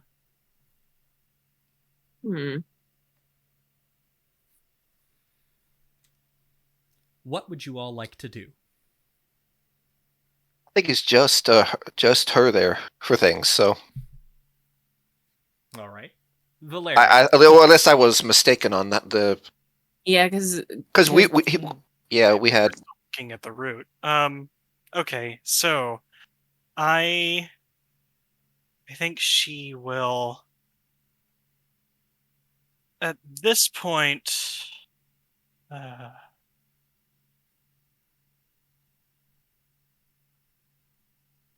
yeah, I think she's going to. She doesn't want to get caught up in all of this right now. Things just keep getting worse and worse. So I think she's just going to try to read a tense situation here. All right. Let's see.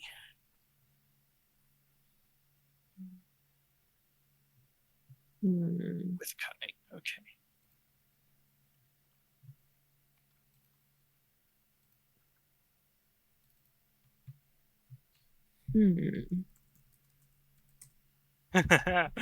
Okay. No. Oh no. Oof. Okay. Oh, this is. Oh my. Oh my. The tense situation reads her. Okay. Here is how I'm going to put this.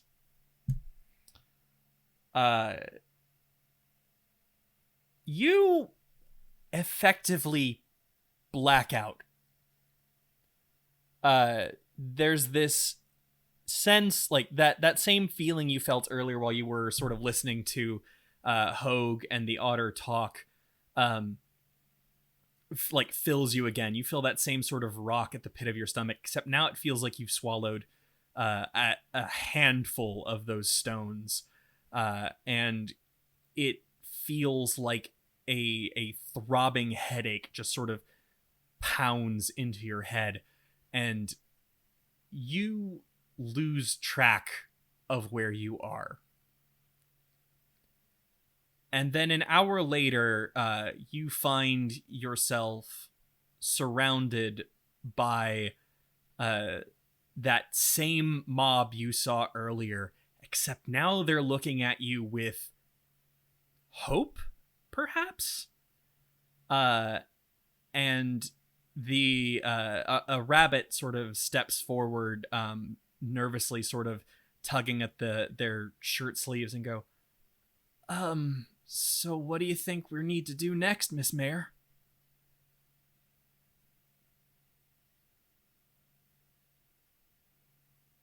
She'll just take a few moments to make sure she's awake and that this isn't a dream. Oh, what did you just call me? Miss Mayor? Since I you're didn't never. taking charge of the situation and all. You talking about? I mean, you said that was why you had come here.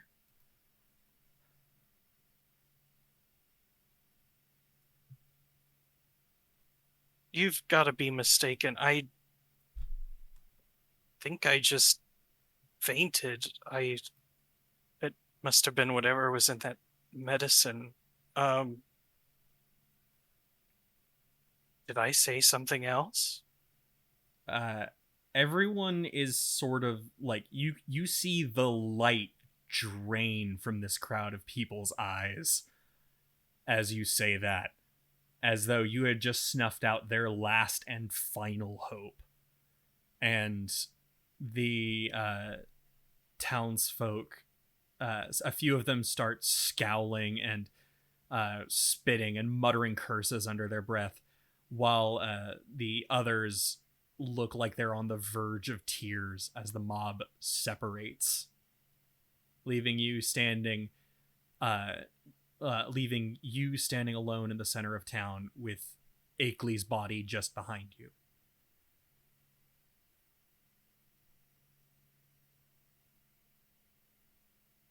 You hear a buzzing.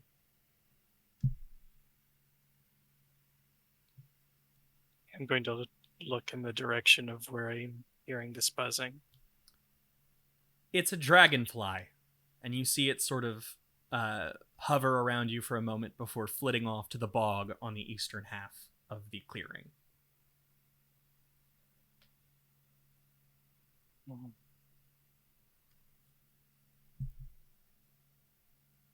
She'll look up at the sky again, and everyone's gone here now, right? Everyone, every citizen of town is gone, yes. She'll look down at Akeley's body. I guess at least to take a quick look at what happened to him. He appears to have been stabbed. And it looks like it wasn't in a single location. He was stabbed in 5 separate locations, with what appeared to be a very sharp knife.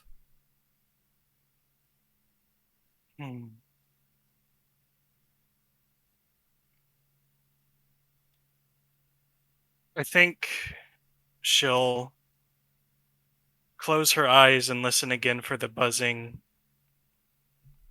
and then walk in that direction.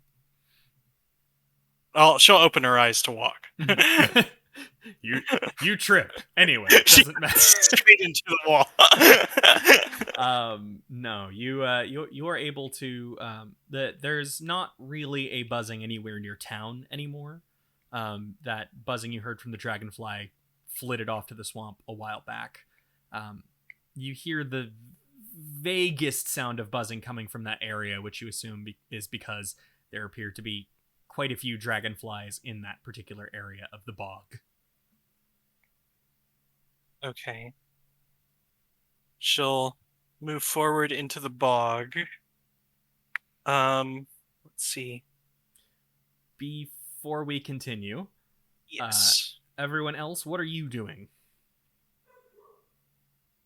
I would love to be there, but unfortunately, I think with the problem of trying to possibly carve some sort of stairwell to get out of the route, Barbara would probably be looking for a place that is concealed along the route. Mm-hmm. That would be able to be worked on without anybody noticing, Mm-hmm. and or a break in the route around the place. And then attempting to see what maybe either attempting a roguish feat or helping or interfering, I'm not sure what, Mm-hmm. to start trying to either carve footholds, handholds, something to get out for the non flying folk. Okay. All right. So here is it is not a something you need to roll in order to look for a hidden place. The easiest place that you can see that would be hidden would be in the forest area on the western half of the clearing. And the other section that seems like it might have, at the very least, be significantly more difficult for someone to try and stop you from would be the bog on the eastern half. The northern and southern sections of the route appear to be almost straight shots through the village, so it'd be very easy to be seen from there. You do not see any breaks in this route. Mm-hmm. There's no section where it seems easy and or obvious to try and get through. Okay. Okay, and what was at the western half? Just The western half was a sort of forested thicket area. Okay. And the eastern half is a swamp. So, where would you like to try?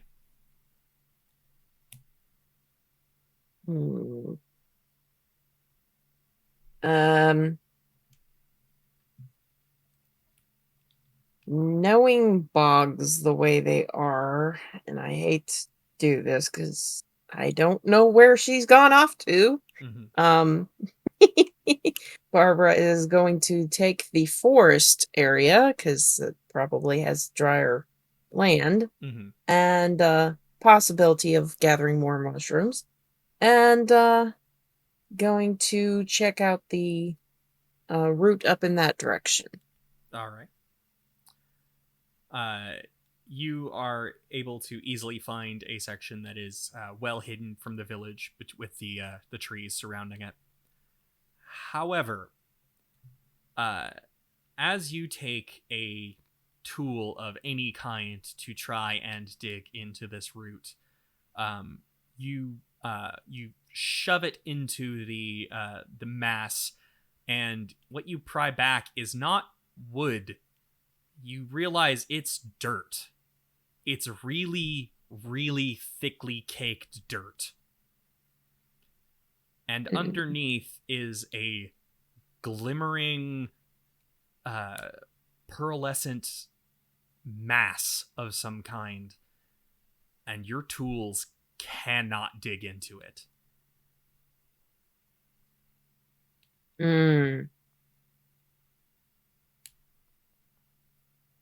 So it's very, very hard. It's extremely hard. Okay.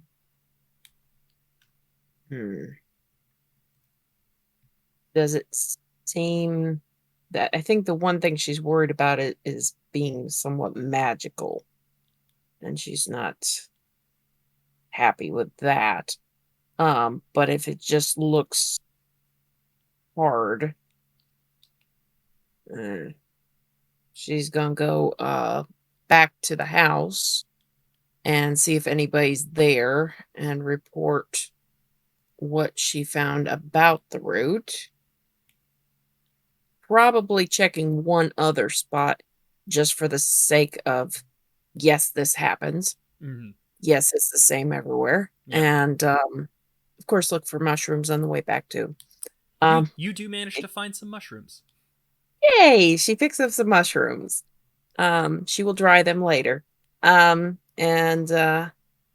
then she's going to see who's home and or back at poor Akeley's house, and which if she's coming from the western half, would she hit the center of town before the house?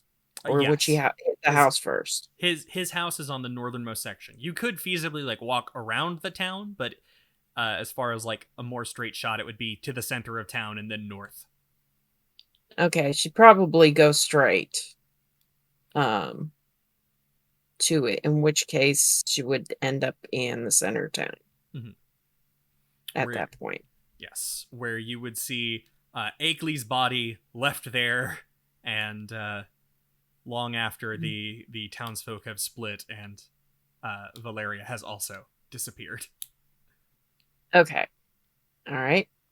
Got that timeline now. All right, so she's going to check Akeley first, see if he's alive. Obviously, he's not. Very much not. Very much not. Probably take a moment of silence and then book it for the house and see if anybody's there and find out where everybody's at, because she's in panic mode now. So Aiden and Yanni, what did the two of you do while Brangus was looking for a spot to make stairs?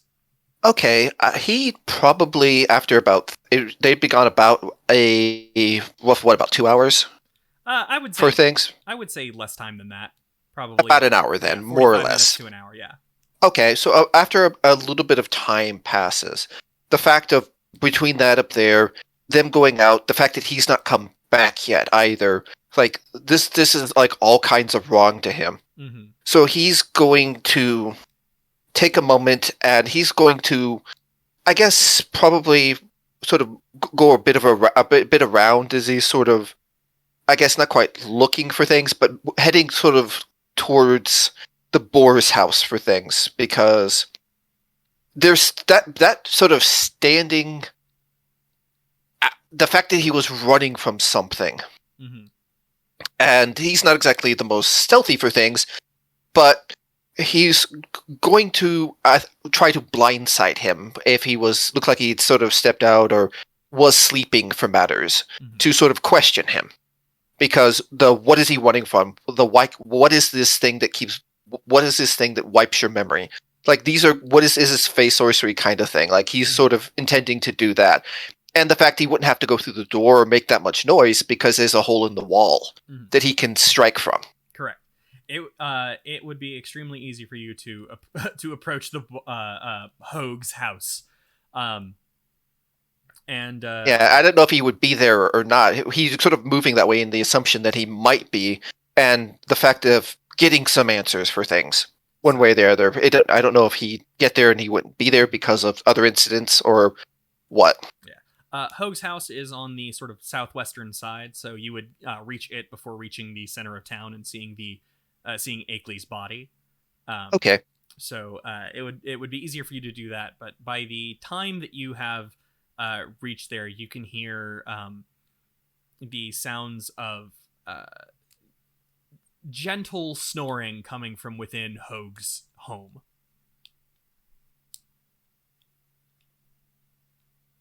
So Hoag seems to be asleep. Okay, and we did see the no escape thing, right? Correct. Or is that just, okay.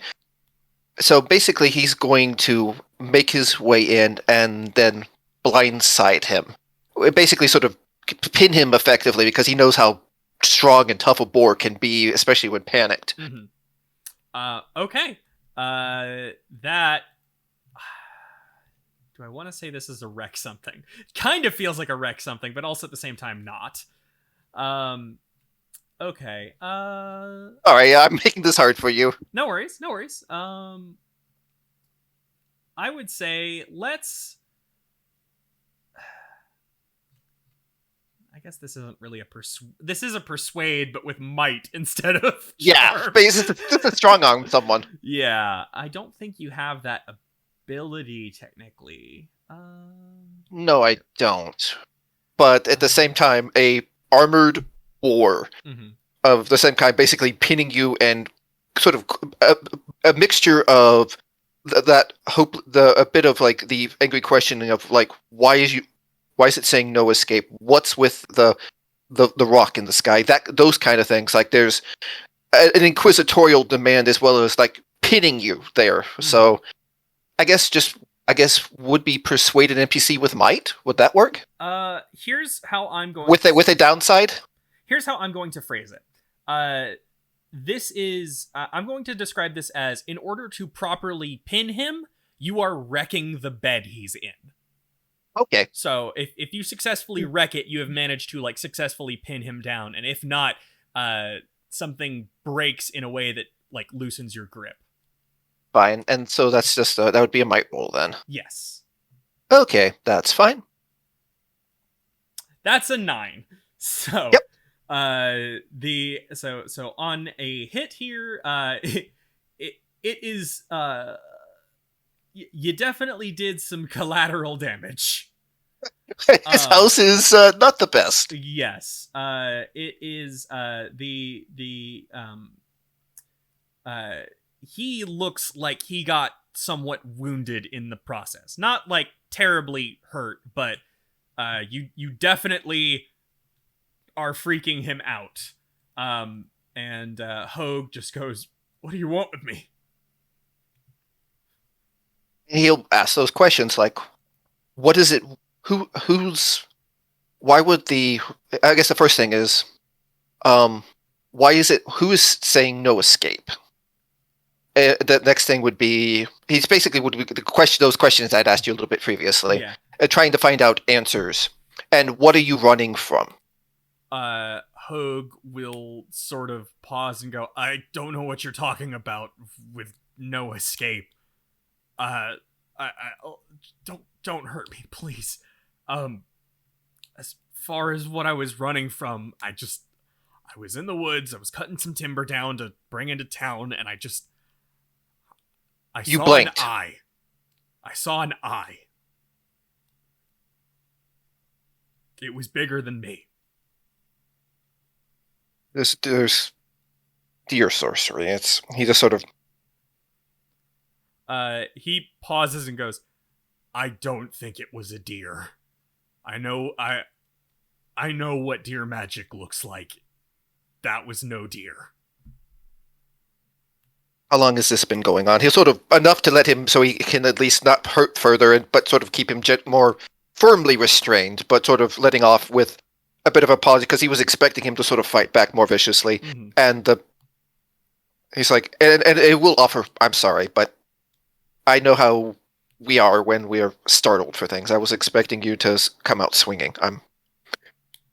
He sort of lifts up, and you can see that you seem to have fractured his wrist in the process, and he sort of like is holding it within his other hand and goes, "I don't think I could really fight back in this state. As far as when this started, I don't know. I saw it last week and I just ran. I haven't seen it since or anything like it, but then that thing showed up in the sky and God, they look so similar." How long has it been getting closer? 3 days. Okay.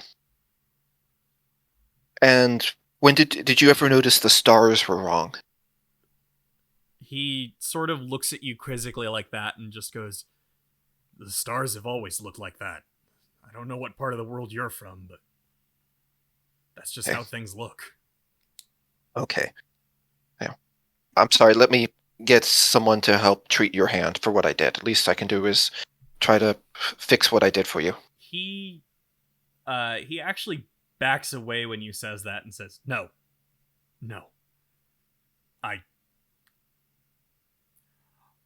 I don't think I can trust you. And I know I wouldn't. Fair enough. And I know I can't trust anyone else in town. We have no idea what's going on. The old cat hasn't come back yet. I was trying to find out. Thought there might be something more here, like with you being willing to stand up to him. Akeley's dead. He's what? Someone stabbed him. Left him in the middle of town. Was his cane with him? No, not that I saw. Okay. God, so someone used his own cane. His cane had a blade. You knew that, right? He does not appear to be familiar with that. Okay, so someone knew about either the dagger or potentially stabbed him with his own cane. God, and it's missing. God, this is all sorts of wrong.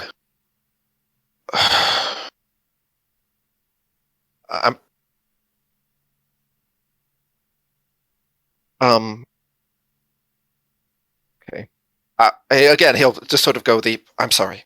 I royally screwed this up, and he'll sort of back up and to let him get up as well for things, like fully this time, like he sort of stands to his full height and says, "I would really appreciate it if you leave my house now." I will. I'm sorry. And he will step out from the hole in the wall and just sort of mutter like, "There's something I'm missing." As he sort of walks away with the words of that between the time Oakley's death. What's the thing I'm missing? This is all the hallmarks of the guillotine's axe. What am I missing? And he just sort of makes his way back. All right, Yanni, along the same path. So heading back to Akeley's place. Yes, trying to relay with matters. All right, Yanni. Okay, Yanni would have been keeping an eye on Barbra from a distance as she did her work, just making sure no one came and assaulted. Mm-hmm. Which means that when she found a pearlescent glow, it would stand out like, well, a pearlescent glow at night. Mm-hmm. Quite literally catching his eye. So, yeah, Yanni's investigating that. What the heck is this thing? Okay. And probably comes up to the wall after Barbara's already headed back to the middle of town. Okay, yeah. Let's see. What kind of role would this be? I think, given everything, you can either read a tense situation or trust fate as you try to examine what this is. What was read a tense situation?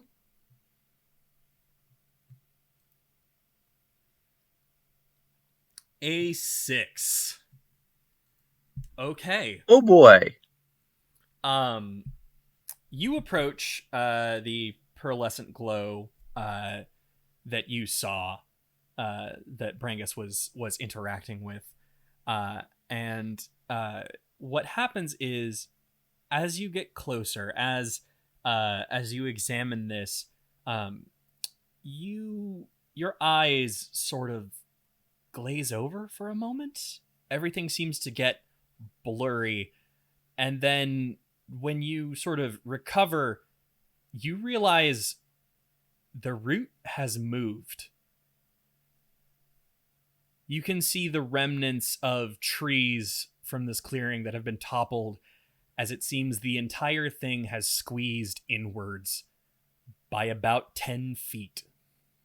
By any chance, looking close at this pearlescent substance, is it at all scaly? As you take an incredibly close look, you see that it does, in fact, resemble a scale. Yanni is booking it towards the direction that he saw Barbra going towards. Okay. Because he has a pretty good idea of exactly what this is. All right. He thinks he does. All right. Everyone except for Valaria gets to meet back at Akeley's house. Valaria, you are entering the bog. Yes. What would you like to do? I think when I walk into the bog, I'm going to look around. Would this part, like, the Great Wood is like the entirety of the thing, right? It's the full-on map. It's everything. Okay. I think I'm going to use a reputation move Mm-hmm. to ask for a favor. All right. From the wood. Okay. What is the favor? Just to point me in the right direction, to just give me some sort of clue on what I have to do to get through this. All right. So So, it says roll with reputation. What's my what am I? I believe the way I talked about it to you is, since I had the whole negative thing, it's instead a roll with cunning, because it's asking favors for the woods. It's like sort of a rangerish ability. Got it. Okay. Cunning.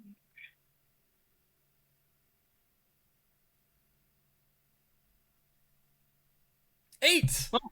That is a success. Very nice. With a small sort of backfire. Mhm. So you repeat to me the question, what you were asking. Just to give me a hint or a clue on how to proceed forward and how to get through this. All right. To get through the bog or get through the situation. Get through the whole situation. Okay. Just wanted to double check. Here is what the feeling that sort of pervades you is that what you need to do to get through the situation is get out of there. You need to be out of this circle, out of this route, because you are not in the Great Wood anymore.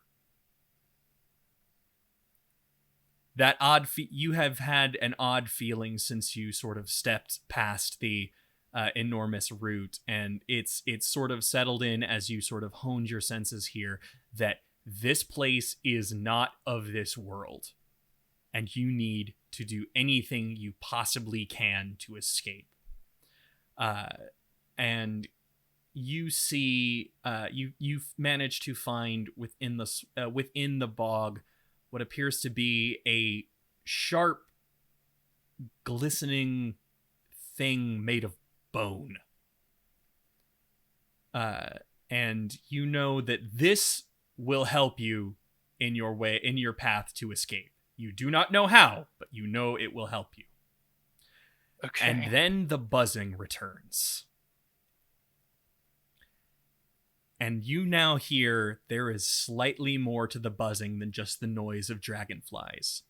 You hear voices, hundreds of voices, arguing, fighting, spewing invectives at each other, but one word consistently rings out. One phrase keeps hitting your ear from 100 different voices. No! That body's mine!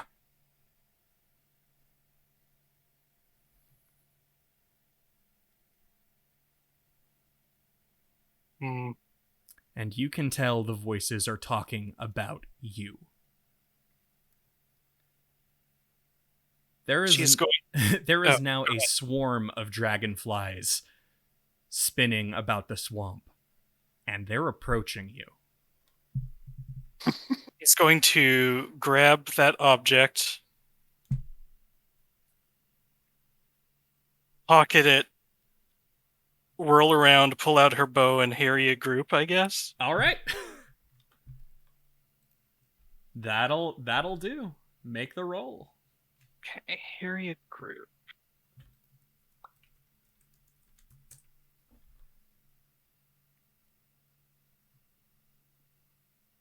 Sorry, I'm trying to look it up. No What am I rolling with, might, or? It is Yes. when you harry a group of enemies at far range, mark where and roll with cunning. Oh, it's cunning. Yep. Okay. On a 10+, you get both, and on a 7 to 9, choose one, which is inflict 2 morale harm, or they are pinned or blocked.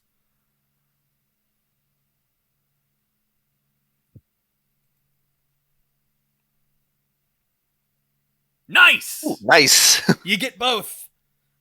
Okay. What are my choices? You get both. So it's you inflict 2 morale harm, and they are pinned or blocked. Yeah. We'll go with blocked as I run away. All right. Yes. How would you like to describe it? Are you just laying into them with arrows?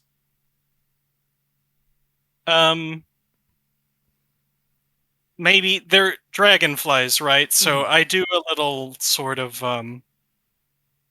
trick thing where I take maybe a net or something that I have and just launch it out at them on the bow, and maybe it just like goes in a. It's like a very like fine net, so it just like wraps over them and maybe pins them on the ground. Like they can probably get out with force, but it'll slow them down in long enough that she can run away.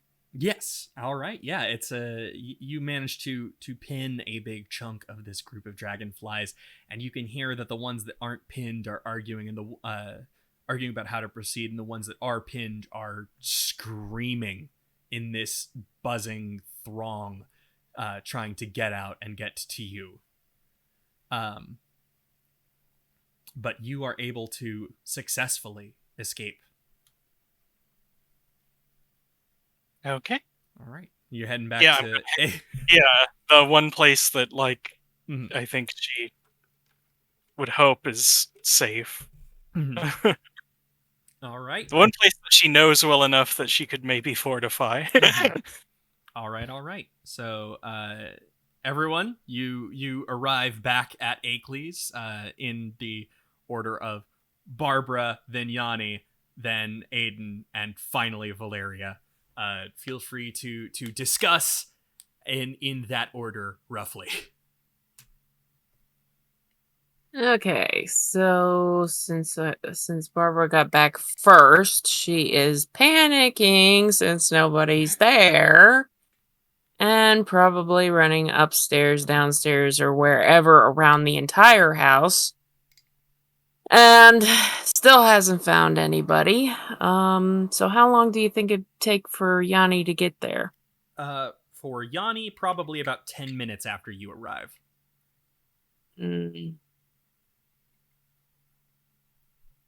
Okay. How much of a panic does she work herself into in those 10 minutes? Yes, that is the question. It's a good question. It's more of a question of, is she going to start running off other places? And she just came from the center of town, so that's not going to be helpful. So yeah, she's 10 minutes, though, I would say, is probably going to be her finally doing the search for everybody, then trying to figure out where she's going to be heading next to find people. Just as Johnny comes in. She just came, well, yeah, because she just went through the center of town, so, they weren't there. They weren't, where is everyone? And so, yes, when Yanni comes in, she will grab him. Where have you been? It's a snake! What? The root, we thought it was a root, it's a snake! It's Neuroboros. Oh, no. And it's shrinking. It's curling in on the town. That's why the meteor's heading here. The snake or whatever it is trapping everyone here. What? A snake that big? Yes. Ugh. Wait. You mean the shiny thing I was touching earlier? Yep. Snake scales. Shiny snake scales. Oh. Great. Where is everybody? That's a good question. I think what we need to do is find them and then find a way to get ourselves and whoever's willing to come out of here. Well, I just came from the center of town. Nobody's there, except for Akeley, who's dead. But that wasn't from a snake. He's been stabbed. You didn't do it, did you? No. Good. Why would I do that? No. Of course That's not. what I was about to wonder. I was just making sure. Okay, well, no, I'm not. I'm not stabbing anybody. I have Stabbing. a Okay, hammer. that wouldn't have been Aiden. What? You think Valaria might have? I don't think so. Let's find her and ask. I think that's probably about the time Aiden shows up. He sort of comes in, so you'd probably hear him before he comes in the door, still muttering about an eye. Like I shouldn't have broke his. I didn't think I broke his hand like that. What was he? Barbra Oh, will grab him. He sort of. He just. If she goes for the grab, she's just going to sort of probably more or less sort of pick her up for things like, okay, what do you? He just sort of stops his not quite internal monologue, but I guess the best way of looking at it is he sort of is like halfway, sort of very out of it. It's like, what's got you? Yeah, she's probably grabbed him by both, the shirt and, Yeah, as I said, he just probably picked her up to look eye to eye. Where have you been? Everybody's going crazy. Just where have you been? I was talking to the boar. I screwed up on things a little bit. Why is Aiden dead? Or not Aiden? Why is Akeley. Oh God, is Oakley dead? Like, what happened? He was stabbed. I don't know. Yeah, someone took his cane and stabbed him. They left him in the middle of town. Oh, okay. Right. So someone has a vengeance. It's not the boar's innocent. He was running from something in the swamp. He said something about an eye, a giant eye. A giant eye, you say? How giant? Enough for him to run from the swamp, make a hole through his wall. He ran from wall. the forest, just to clarify. From the forest. Sorry, forest. Sorry, from the forest and into a wall because he couldn't work the door. This is a strong boar. Was he near the root when he saw the eye? I didn't ask. I didn't. He just was chopping wood, and said something about an eye about a week ago.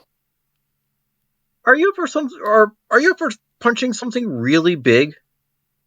Right now, I would rather be hitting it with my sword than punching it. Fair enough. Because we got a large snake to deal with. A what? And I think about that time, Valaria shows up. She's going to bust through the door quickly and lock it if it's got a external lock that doesn't use a key. Yeah, or it's got a latch. It's got a latch. She's going to latch it. She's going to go to all the windows and try to make sure that they're closed if they can be. Yeah, they are. Yeah, and before that happens, Barbra is going to hug the bird. You're alive, good. Everybody's here, good. We can calm down now. Okay, yes, you wanted to do that. Okay, fine. And she lets you borrow all the windows and all that. And she'll look and spin around and turn to everyone and go, the mayor's been stabbed. We know. You didn't stab him, did you? No.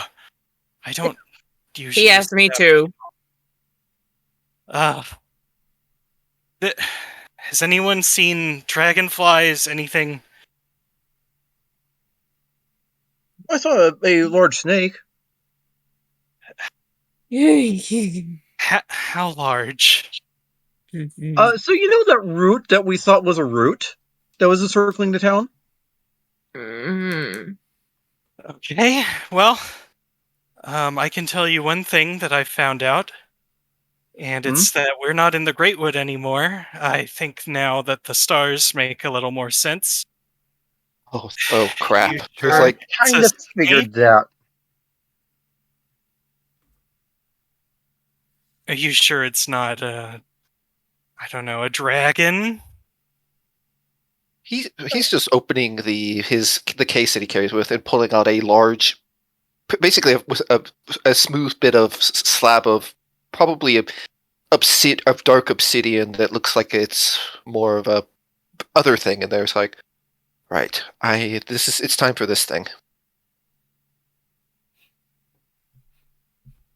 She's going to look at that, and it's going to remind her of the bone-looking object, and she's going to pull that out and look at it as well. She never really got a good chance to look at it since she was running away from the dragonflies. Yes. Now that you've had that moment and can get a chance to fully observe it, wipe off a bit of the bog muck, you recognize this is the tip of a snake fang. It's been broken off in some capacity, and you can see just the barest hint of this sickly green venom dripping from the end. It's going to get something to collect that in. All right. It's fairly easy. There's plenty of jars and bottles you could grab. All right, so to summarize, this entire village appears to be encircled by a giant snake-like thing, possibly a giant snake, possibly a dragon. It's a possibility. Whatever the thing is, it poses its location upon the Great Wood. So hopefully if we can get back out, we'll be back in the Great Wood, but we have to get back out over it, or under it. It would appear to be extremely tough, so going through is not an option. It is slithering in and contracting its area. That giant rock in the sky coming this way is probably related. And the mayor is dead, so he won't mind if we examine his house for useful things to make our escape with. Okay, right. And at this, Yanni is looking directly at Aiden, not exactly saying the L word, but very heavily implying it. Yeah, he's going to take a moment, like, right, doing something. I can do this. And he is going to loot and plunder the place. Because right now he needs something to do, and he's definitely seemed to work himself up into a little bit of a kind of frenzy, and this is something to keep his mind off of doing that. Okay. Yeah, so 1 second. Oh, it's finesse. Okay, Yes. right. Oh, Okay, that is a complete miss. all right. On a miss, you can get your hands on it, but it is sought by dangerous. They're all too willing to kill to take it from whoever possesses it. All right. Here is what you find. You find a dagger. It is currently covered in blood, and you think you know exactly whose it is.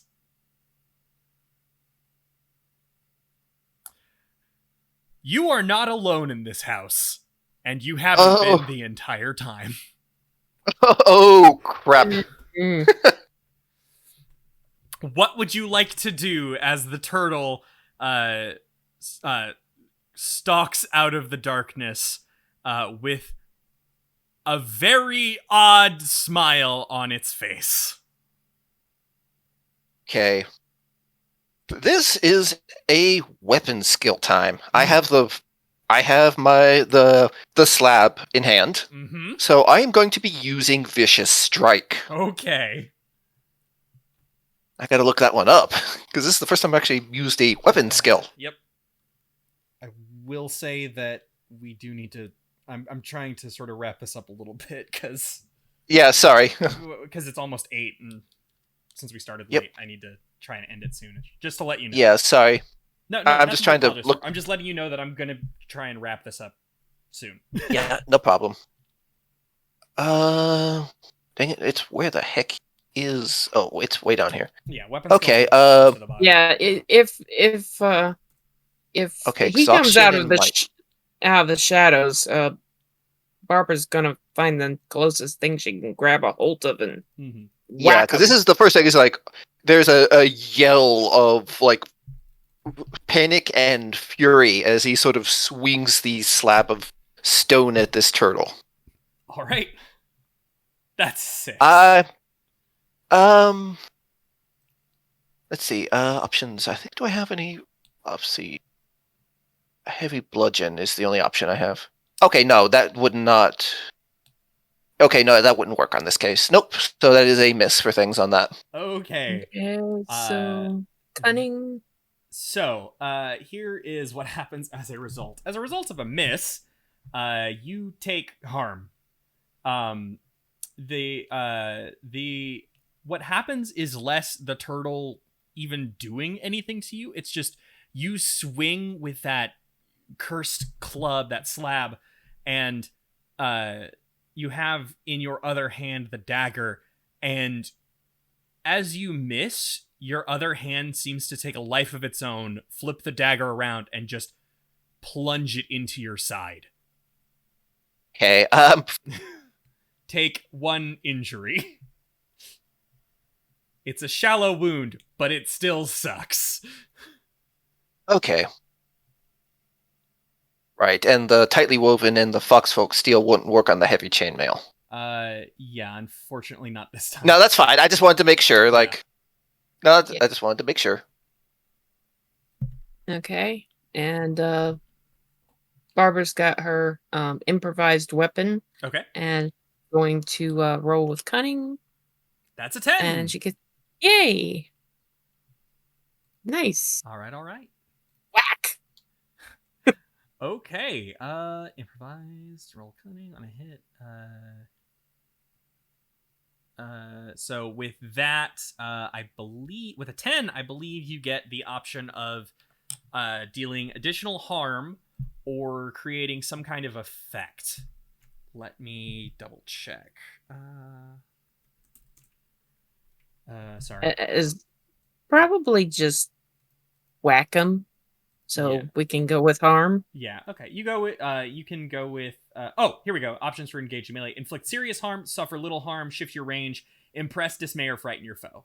So you get I think 2 of those. Mm-hmm. Just go with harm. All right. She's not caring about anything else, but you scared me. You're not supposed to be here. Whack. Okay. This turtle, despite everything, looks concussed from that, giving you all an opportunity to escape if you so desire. Time to leave, I think. I'm going to grab the poison that I bottled. All right. And the fang, and I guess unlatch the door and kick it open, and immediately have my bow ready to shoot at any dragonflies that might be waiting out there. You don't see any dragonflies yet, but you do hear a buzzing in the distance. Yeah, he's with the dagger in hand is going to sort of look at what the effect of this thing did, and he's sort of going to make his way out with I guess if the door's near closed or whatever, and sort of be looking at, see if there's anything unusual about the thing. The fact it sort of seemed to went after him like that was worrying, with the fact of his missing memory and other things. So, you don't. The thing that you notice is that the handle of this dagger appears to be a dragonfly embedded in amber.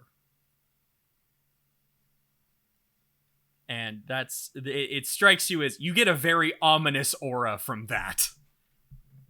Especially given what you were just told by Valaria. So right, so he's going to, while he's sort of the fact of do we have a moment as we sort of push ourselves outside? Yes, you have a brief moment. He's going to take the moment, sort of slam the dagger into the ground. Mm-hmm. And take both hands and just bring the thing down on the dagger. Okay, nice. You shatter it. And the sky itself turns red as you do this. And that meteor went from being quite far away to being very, very close. You have maybe 15 minutes before impact. Okay, does this qualify as a mysterious sight? Yes. Right. Yeah, Yanni is finally noticing this and is just takes a moment to take it in. Mm-hmm. Figure, yeah, we'll just watch the signs move for once. Mm-hmm. All right. Okay. And that's a hold 3. Yep. Okay. Which he'll be using over the next 15 minutes, believe me. Uh-huh. All right. So what would you like to do? So I think the first hold is going to be identify the quickest path to the closest valuable treasure or knowledge, that being the fastest way out of here. Okay. You see in the distance, as that dagger was shattered and the sky turned red, the giant serpent surrounding the clearing has started to eat itself voraciously, and that circle is closing in, and you can see there's a gap, just barely, every time the serpent takes another bite out of itself. Okay, point to it, point a little further, and point to where the gap is going to be by the time we can reach it. Mm-hmm. And then head that way fast. All right. Yeah, he is booking it. If someone seems to be flagging behind, he'll pick them up and keep running with them. All right. Yeah. Anyone else? If Yanni's pointing and heading, she's right behind him. Valaria? There a point on that serpent where, like it opens its mouth to take another bite? Is that what happens? Yeah. It is, as described, an Ouroboros, and it is consuming itself. But there is a gap as it opens its maw to take another bite of itself. I think she's going to go and pull the arrows out and take the fang, and just kind of like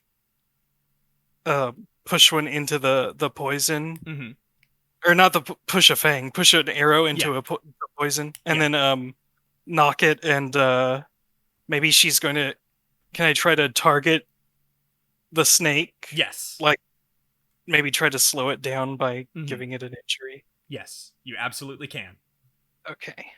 And before she does that, is there one thing I would like to add, if that's okay? Okay. He's going to sort of... the clearing is relatively smallish, right? Yeah. With everything. He's going to yell into the night as he sort of a bellow of things, of sort of a rouse yourself and follow me if you wish to live kind of thing, to see if any of them are going to try to at least get out with matters of this chaotic situation. You say that, and you see the townsfolk sort of stepping outside of their homes, and they look at you with the most forlorn expression you've ever seen, and they just wave before closing their doors. Someone want to help me? Yes, someone please help. Yeah, Barbra is probably toward the back, so she will definitely help. You maybe she starts to knock the bow, and you maybe go wait, no, it's gotten off balance again, and maybe point out. Mm-hmm. I say I don't have anything like using a bow for skills, so it's he has no idea. You can always mark exhaustion to help, basically. Yeah. No, he could probably, if she's doing a kind of heavy draw. Mm-hmm. Well, we only need one person because all it does is add +1. Yeah. Okay. Sorry, I didn't know if it could be a stacked thing or not. Yeah, I will definitely take an exhaustion for that. All right, so it becomes a success with a caveat, and that caveat is you as you fire that arrow, and it sails true, but as it flies through the air, a small bit of that poison drips off of the arrow and directly into your left eye. And it burns. I'm going to spend my remaining 2 hold. She's about to suffer harm. I suffered instead. And I take cover, ignore all harm. Nice. Okay, so... and so specifically what it is not actually take cover. It's parrying. As the acid drop is about to hit her eye, the sword flicks out and blocks these acid from reaching. Very nice. Sweet. So, okay. You manage to do that, and as that arrow hits the serpent, you see it pierce it. It doesn't matter what area it could have struck. It pierces through those scales as though there was nothing there, and the serpent begins to writhe, its mouth open in a bellowing earthquake-like scream, which gives you plenty of opportunity to slip under and back into the woods. And as you do, you see, you hear that same muffled sound as the clearing, as Shadow Cage clearing disappears behind you. That same sound as though the world is completely different, as though you're underwater. And you see that great root that you now know is an enormous serpent, growing ever tighter until you just see the head with one enormous blood-red eye looking directly at you before it blinks and the clearing is gone.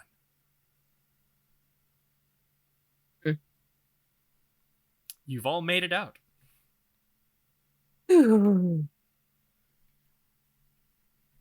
Barbara is probably going to just fall over backwards.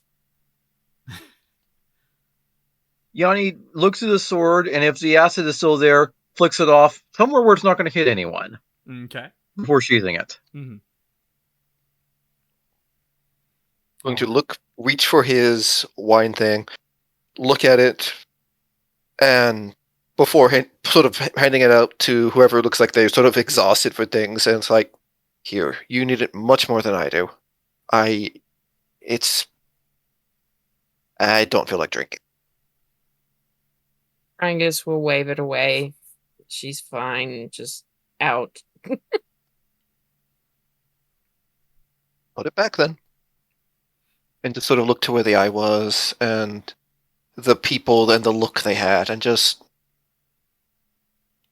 Why didn't they leave? When they had they could have left. Could they? If they have the strength to, there's always a chance. You just answered your own question. They would have had the strength. Valaria will just kind of walk forward and close her eyes again and just kind of reattune herself to the Great Wood. And she'll think, this is why I don't go to clearings. You feel the calming presence of the Great Wood surround you. And as the four of you are sitting there recuperating from your harrowing ordeal, you realize that despite having barely met these people, you know the name of every single person in town. And you know the name of the hundreds of souls that have passed through and couldn't make their way out either. And where that little bit of acid dripped off into the ground, you see a small pearlescent scale. Yanni's picking it up. Barbara's getting away from it. And I think that's where we're going to call it. Well, one last thing. Mm-hmm. Yanni inspects it. It considers it, and then tosses it up. Aiden, smash. And he'll take a good overhanded swing again, and happily do so. And let's end there. Alrighty. Alrighty. So sorry for having to kind of cut it short there at the end, but that's fine. It's time. Constraints. It is what it is. No worries. So give me a second. Thanks everybody for watching. We hope you enjoyed this. If you liked this, you can watch more streams like this in the future. Newbiespud or twitch.tv/newbiespud and twitch.tv/thylordy. We try to stream these once a week at Sunday around this time, provided nothing happens. And if you want to support projects like this, toss some money to patreon.com/newbiespud. Thanks for watching, and we'll see you the next time we have a stream. Bye-bye.